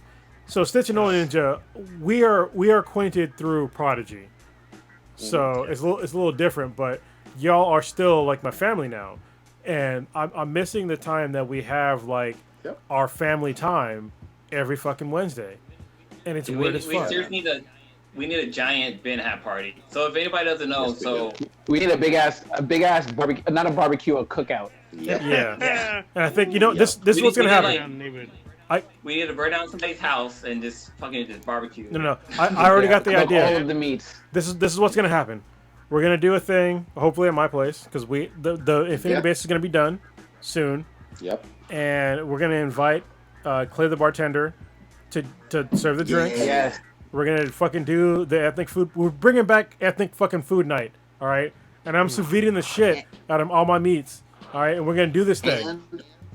And some B than TI listeners, like best of the best. Yeah. Let's get some up in there. Because we got some locals. Yeah. I mean, we got Aiden and Jason. They're both local, and so is Warrior Fella. He's also local. We got a few local folks. Cake Man should come up through a whole bunch of Man. Yeah. The other thing I'm gonna say for like once this is all over again, hopefully with the vaccine and whatnot, I need some fucking coast time, like some beach. Beach weekend. Oh, that's literally the first thing I'm doing. Once it's lifted, I'm driving straight to the beach. Yeah. That would be really good. Kind of interacting with strangers and shit too, like being able to like talk to like rent. Like I remember like waiting in line and be like somebody in front of me, like, oh, you're buying fucking Doritos. Like, are you having a party? Like having some fucking random conversation with people. Like not wearing a mask. I mean, like other people like that seems awkward, but for me, like that's so normal for me.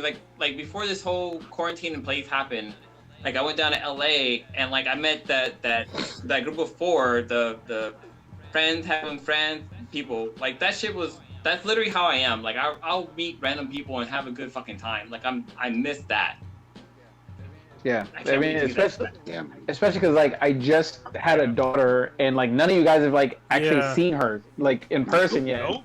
So it's like fucking crazy. Like I mean, only Megan's parents have really been the only people outside of us.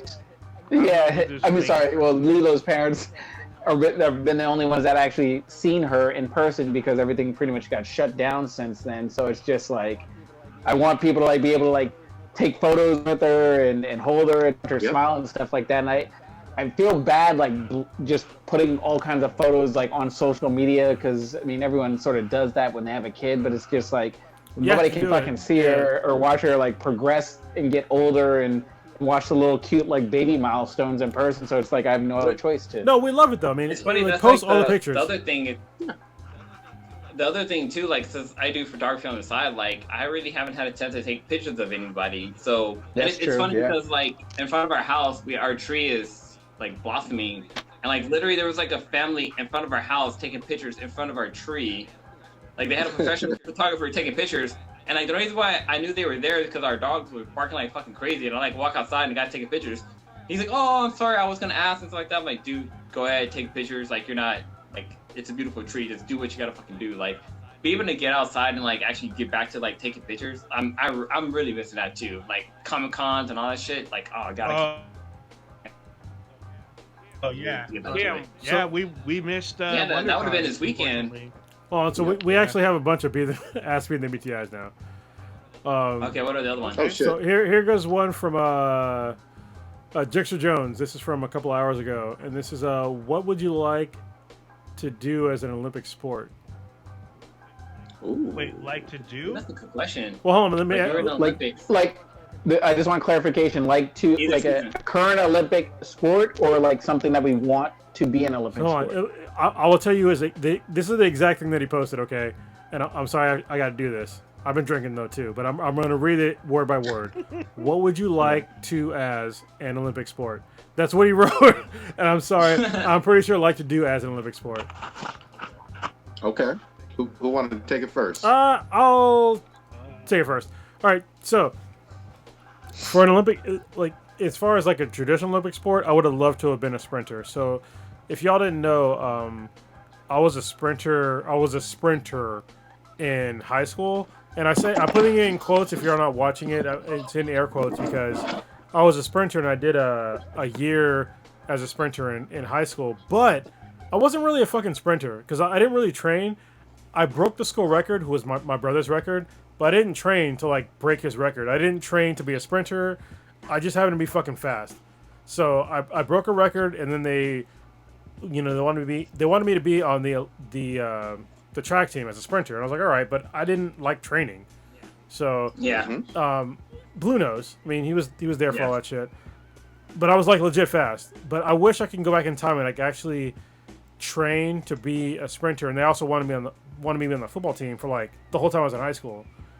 But I didn't want to train because I was lazy. I was an underachiever. I didn't really give a fuck. But if I could do something like today to be in Olympics for, I would have. If they put jiu-jitsu in the Olympics, I would love to compete as jiu-jitsu. It's not in there? No, it's not because they have judo. Yeah, it's just judo. I think is the only one, right? Yeah, it's judo. Oh, judo is Judo's in the Olympics, which I totally understand, and so is like a few other martial arts. But Taekwondo, I think, is another one. That's another one. And so is wrestling. Wrestling to me is a martial art. So is boxing. Blah blah blah. But if jiu-jitsu was in the Olympics and I was like a lot younger, because I'm 40 now, there's no way I'm gonna be unless they're in my fucking age bracket. I ain't gonna beat you in fucking jiu-jitsu unless you're shitty, you know. But yeah, I would love to have done the things that I said. Stitch, what you got? I think archery would be really fun. Oh, that'd be fun too. Yes. That would just be really, really cool and fun. I love how it's like, even when it's on TV and I get a chance to watch it, it's outdoors. So you have to adjust for like wind and all kinds of other shit. That it's like you're not just like inside a Bass Pro Shop kind of thing, just shooting a regular target. You're shooting a good bit down range and everything, and it requires so much like just concentration to do that. So that's something I would really love to have been able to like master and get like on an Olympic level type skill with. Old Ninja, what you got? So I'm gonna go outside the comfort zone, and I'm gonna say in a Winter Olympic sport, which is snowboard cross, because it's like if you don't know what snowboard cross is, it's basically you get to snowboard on a bobsled like course, and it has jumps in between. So I don't really snowboard and I don't ski, but it looks like a It looks like a fun ass fucking sport to do because it looks more fun than strenuous. I mean, yeah, you got to take into account you have to like maintain your distance because you're literally, if you watch it, you are side by side on a snowboard with someone in a very enclosed like tunnel, and then in between. Oh, I know what jumps, you're talking about now. Yeah, so you got to do that, and you have to like maintain your jumps and your lands and whatnot. But it looks fun as hell. If I was to do something that I could actually perform in, then it would be wrestling. Because I used to wrestle in high school. I wrestled at like a medium weight because I was a little chubby, but I was short, so I was wrestling in the 135 bracket, 135 to 145 bracket. So I mean, I would survive for a little bit, but I'm pretty sure I'd probably get fucked up. But I would at least get bronze. I'd probably at least get bronze, maybe. There you go. and Blue, did you go? No, not yet. So actually, I got 3 events I would be down for. So the first would be Hold on, can I guess? Hold on, before he says it. One of them is gonna be swimming. Yes. So like back in high school, like I got into the swim team. I did it because of a girl, but I realized how much I liked swimming. So like I really tried hard at it, and you know, we had a pool. Like when I was growing up, we had a. Now growing up, once I moved to Newark, we had a pool in our house, and like I love swimming, so like I would do laps in the pool and stuff like that. And swimming has always been fun, like breaststroke, fucking dolphin, this and that. That was a lot of fun, but like keeping up with like the Michael Phelps of the world, like watching him do his shit, I'm like, I don't know how to fucking swim. Like if me jumping in the water, hold it's on, like me Michael Phelps was way after you were in high school. Well, yeah, it's way fucking after. But I haven't improved since high school, so you know. Yeah, but hold on. When you were swimming in high school, you'd have whipped his ass at that time because he'd have been like 8. He probably was. Yeah, he probably was a fucking swim fan and stuff like that. But yeah, I would say swim would be probably one of my categories. But then, like, I would say my second would be snowboarding. Like, snowboarding is probably, like, one of the few sports I've picked up where, like, I picked it up and ran with it. Like, it literally took me, like, probably, like, a couple of hours to understand how to snowboard. And even when like, last time I went snowboarding with the Sweetness and her who should not be named, when I went snowboarding with them, like, my snowboard binding broke. And, like, I fell, and I realized my snowboard broke. And I went down to the ski shop, and they gave me skis to use for the first time in my whole entire fucking life. Never skied my whole life. Had skis on my fucking feet, and I was already going down the hill with no fucking instructions, no training, nothing like that. Like skiing was so much it was so much easier. So I think snowboard is a lot harder, but I'll definitely like try to do like snowboard events. Not like too much of like, you know, like they have like the slalom that they do with snowboarding. Like I couldn't do that, but like, you know, just freestyling, going off of like the half pipe, stuff like that. That's something I would do. And then my third Olympic sports would be I have to say gymnastics, because you know you can't be nice with gymnastics when you got to be nasty. But this fucking guy, get the fuck out of here! Damn. I'm going with it's kind of predictable, but I'm going with basketball. It's always been my favorite sport, and it was the thing that I grew up with serious hoop dreams all the way until my early 20s, when I realized that I was not going to grow that extra 12 inches, and not in height, but just in length. Yeah, it's weird. You can't teach height. It's this weird thing. Yeah. Like, what the fuck? Well, Muggsy Bogues is all right. We got excuses for. Yeah, I mean, there you go. But who's the shortest person in NBA? So Muggsy was the shortest, and then 5'3". Yeah, Spud Webb was down there too, like 5'6", 5'7". Yeah, Boykins was short too, right? Yeah, Boykins was like 5'8". Yeah. Yeah. So there have been plenty of players under 6 feet that have done really well in the NBA. I would even say Isaiah Thomas is another, the most recent Isaiah Thomas is another example of someone who's been shorter. But they all have talent, and I'm a little lacking in that category. Let's round it on up, guys. What besides sheltering in place and being safe and responsible, Blue, what you got hopping this week? man. So right now, since I've hit mayhem mode on Borderlands 3, I'm hoping to spot up people to get some more legendary weapons. I think I'm like level 51. So to pick up some more legendary weapons. So when I next play through with like one of the other characters, they kind of have like ammo I can use. But with the whole shelter in place, like I'm pretty sure everybody else is doing this too. But I've been doing a lot of home maintenance stuff, like yard work. Like I've been pulling weeds, like it was last Friday. I was pulling because in our backyard we have like this path of like a walkway of bricks of stones, and I'm trying to clear it out so like you can easily walk it. But as I'm pulling it up, I'm like looking at these flower buds. I'm like, is this fucking a strawberry? So literally we have a bunch of fucking strawberries in our backyard. Nice.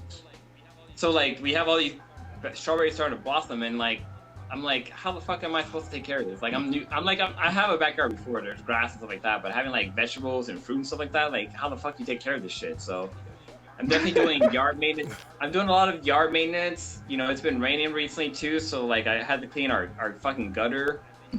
I've been doing like trying to still like. If you ever move, it takes a while to unpack stuff, so we have a bunch of stuff in the garage too that I need to fucking unpack. So I don't understand at all. If I turn the camera around, you see all the boxes.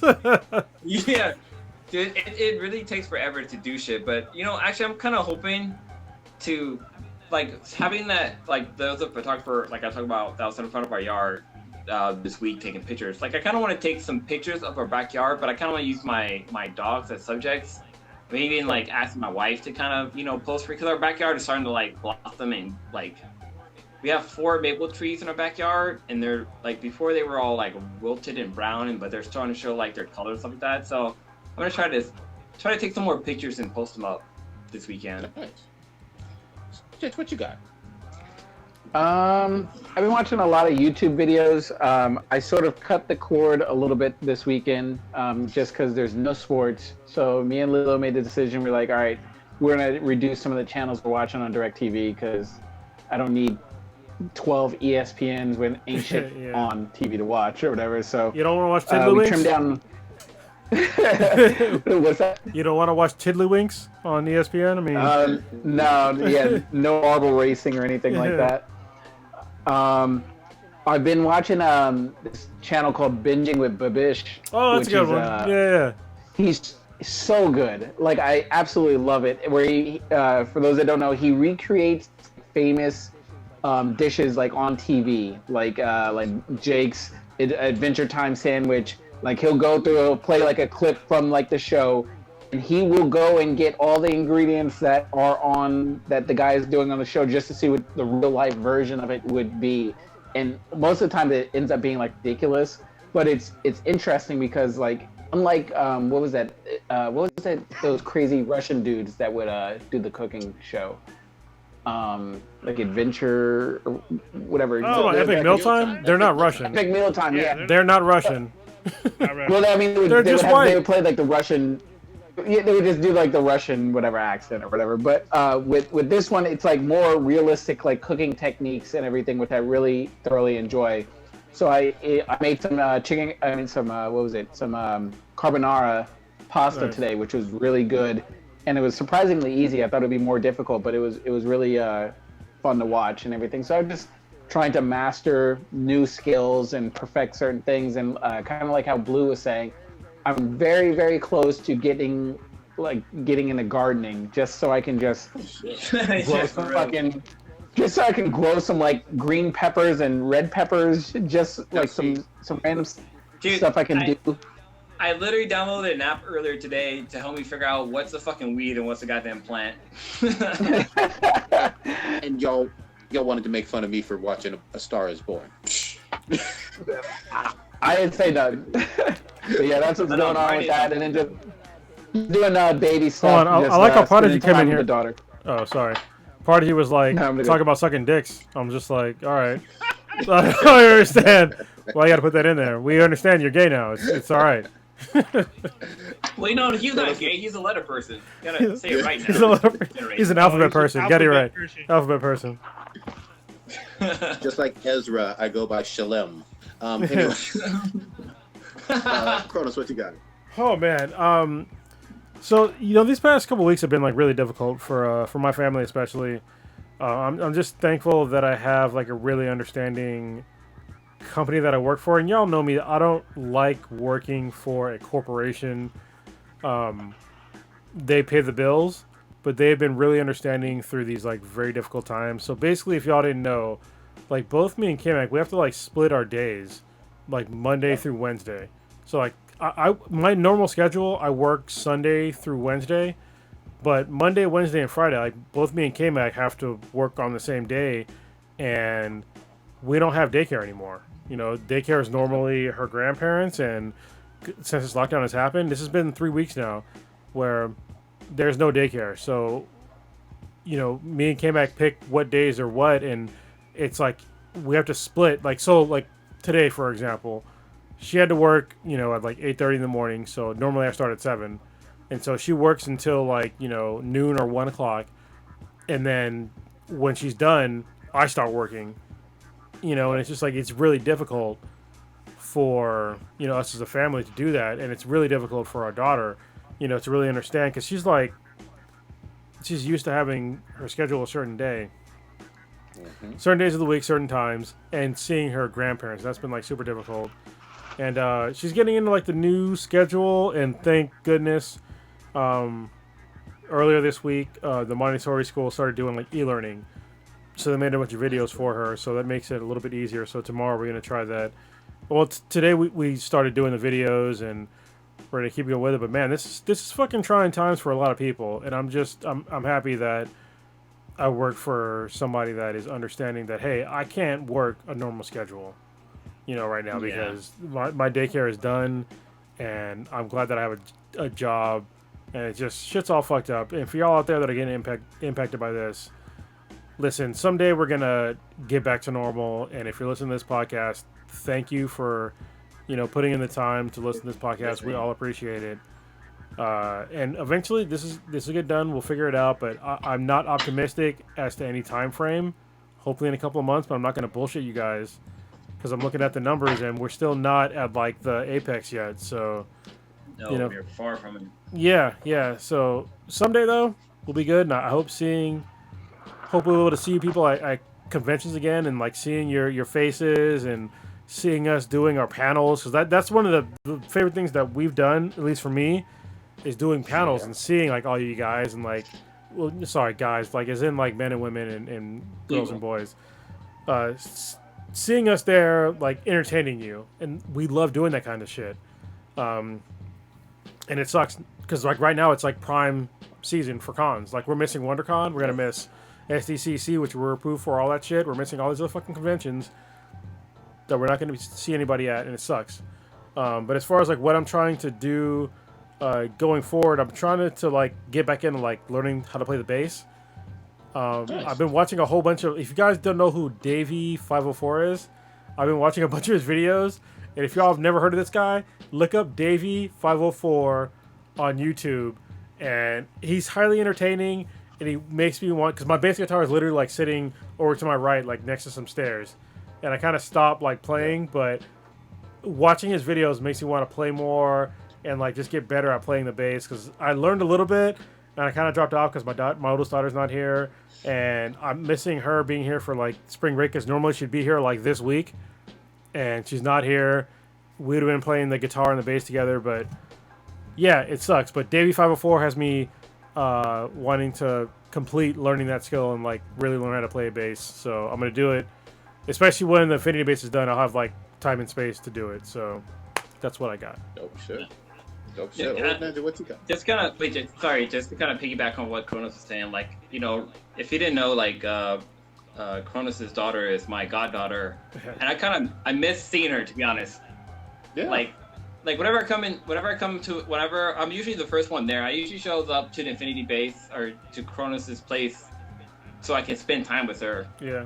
And every time I come to the door, I always say like ding dong, or I say something so that she knows that I'm there, and just to see like the happiness on her face to know that I'm there, like really, like it makes my Wednesdays worthwhile, and I really miss that. Like, I mean, like I wanna do a video chat with her, but it's like yeah, like you can. I don't feel like I'm that important to her, but you know I kind of want to do a video chat with her to see like how she's doing and stuff like You that. can. I mean, she does it with her grandmother all the time. Like seriously, every day she's on a video chat with her and also her friends now. I mean, every couple of days with her friends, but usually with her grandmother every fucking day. Yeah, okay. I'm gonna hit you up. I need to do a video chat with her. Yeah. Let me sell my kids out. Both of them absolutely love everything video chat. Yeah. Video chat wise. So, for my oldest, with any of you guys, if you feel like talking to someone who is incredibly enthusiastic and opinionated about comics, I don't know where he gets that from. Yeah, like Logan. Yeah, he would love that. But, I'm sorry, old Ninja, what you got popping though? What a time to be a gamer. So yeah, just gonna be for now. Yeah, for now. But I mean, no one can give you shit about it now because everyone else is stuck at home, running out of activities to do. Well, I have all these games that are just dropping. Speaking of which, No Man's Sky, I guess, updated again with mechs in the game. So I think only Cronus and myself are the only two who still have their copies. So. I still have my copy. I just haven't played it. Well, hold on. Really? My copy is kind of fucked up. So my copy is literally under the stairs. When you're in my garage and you walk down those stairs, it's right to the left. So it's super dusty. I gotta clean it off because it fell out of the case and I forgot to pick it up. Yeah, that's an easy clean though. But still, I'm gonna try to get on there and see what these mechs are about on No Man's Sky. I still got all these other games that I finished. I'm probably once we sign off, me and Stitch are probably going to be on Modern Warfare, shooting up people and stealing people's money. Literally just doing that, catching up on a bunch of shows like Blue had talked about Lock and Key, so I started that. I'm actually finishing. Really good. Yeah, I'm like halfway through. Not even half. I'm almost halfway through. I'm watching that. I forgot. I never finished the Santa Clarita Diet. Oh, that's a great show. Seasons. Yeah. Oh shit! I'm behind on that too. Yeah, I didn't finish that, and then I'm watching Blue's show Gotham. I'm halfway through that one. Good show too. Yeah, Gotham is fucking good. I mean, I'm on the final season, so I'm halfway through the final season. I should clarify.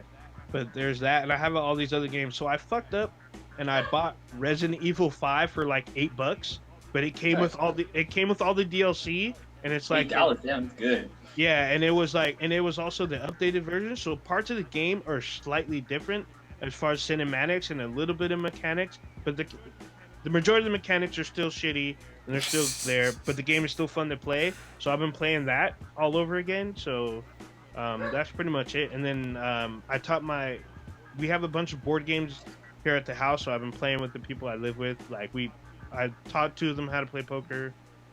We're playing like there's a Dracula D&D game we played. Nice. It literally took us like 9 hours to complete that game. It was insane. But yeah, that's pretty much it. Watching literally shows and movies and gaming. That's all you can fucking do. Yeah. I'm catching up on a shit ton of comics, reading, enjoying that Immortal Hulk, catching up on that. A lot of X-Men, Wonder Woman, and a whole bunch of Batman as well. And then I got an itch to finally fucking finish Red Dead Redemption 2. I saw you playing it the other day, yeah. It is long as fuck, but I gotta tell you, the first 2 or 3 chapters, I just wasn't feeling this game. I completely stopped. And now I'm like way back into it and enjoying the fuck out of it. I told you. Yeah. It took a while though. I mean, the first chapters were just dull, and I think I just was in the wrong frame of mind. But now I'm enjoying quite a bit. I'm in the New Orleans area. Well, once you're done playing, and Dutch keeps talking about the heat. Saint Denis. Oh. Yeah. I don't want to say too yeah, much, it's all good. It's all good. I mean, you guys have already spoiled it from like a year ago, but it doesn't matter. Yeah. But the whole thing, the dialogue and then everything about it, it's just a really masterful game, and I can't wait to finish it. So hopefully in the next 2 to 3 weeks, I should be done with at least a regular campaign. It's the greatest prequel of any video game ever made. The greatest prequel. There you go. All right. Take us out, old ninja. All right, you just experienced Black and the Black Times Infinity. Infinity.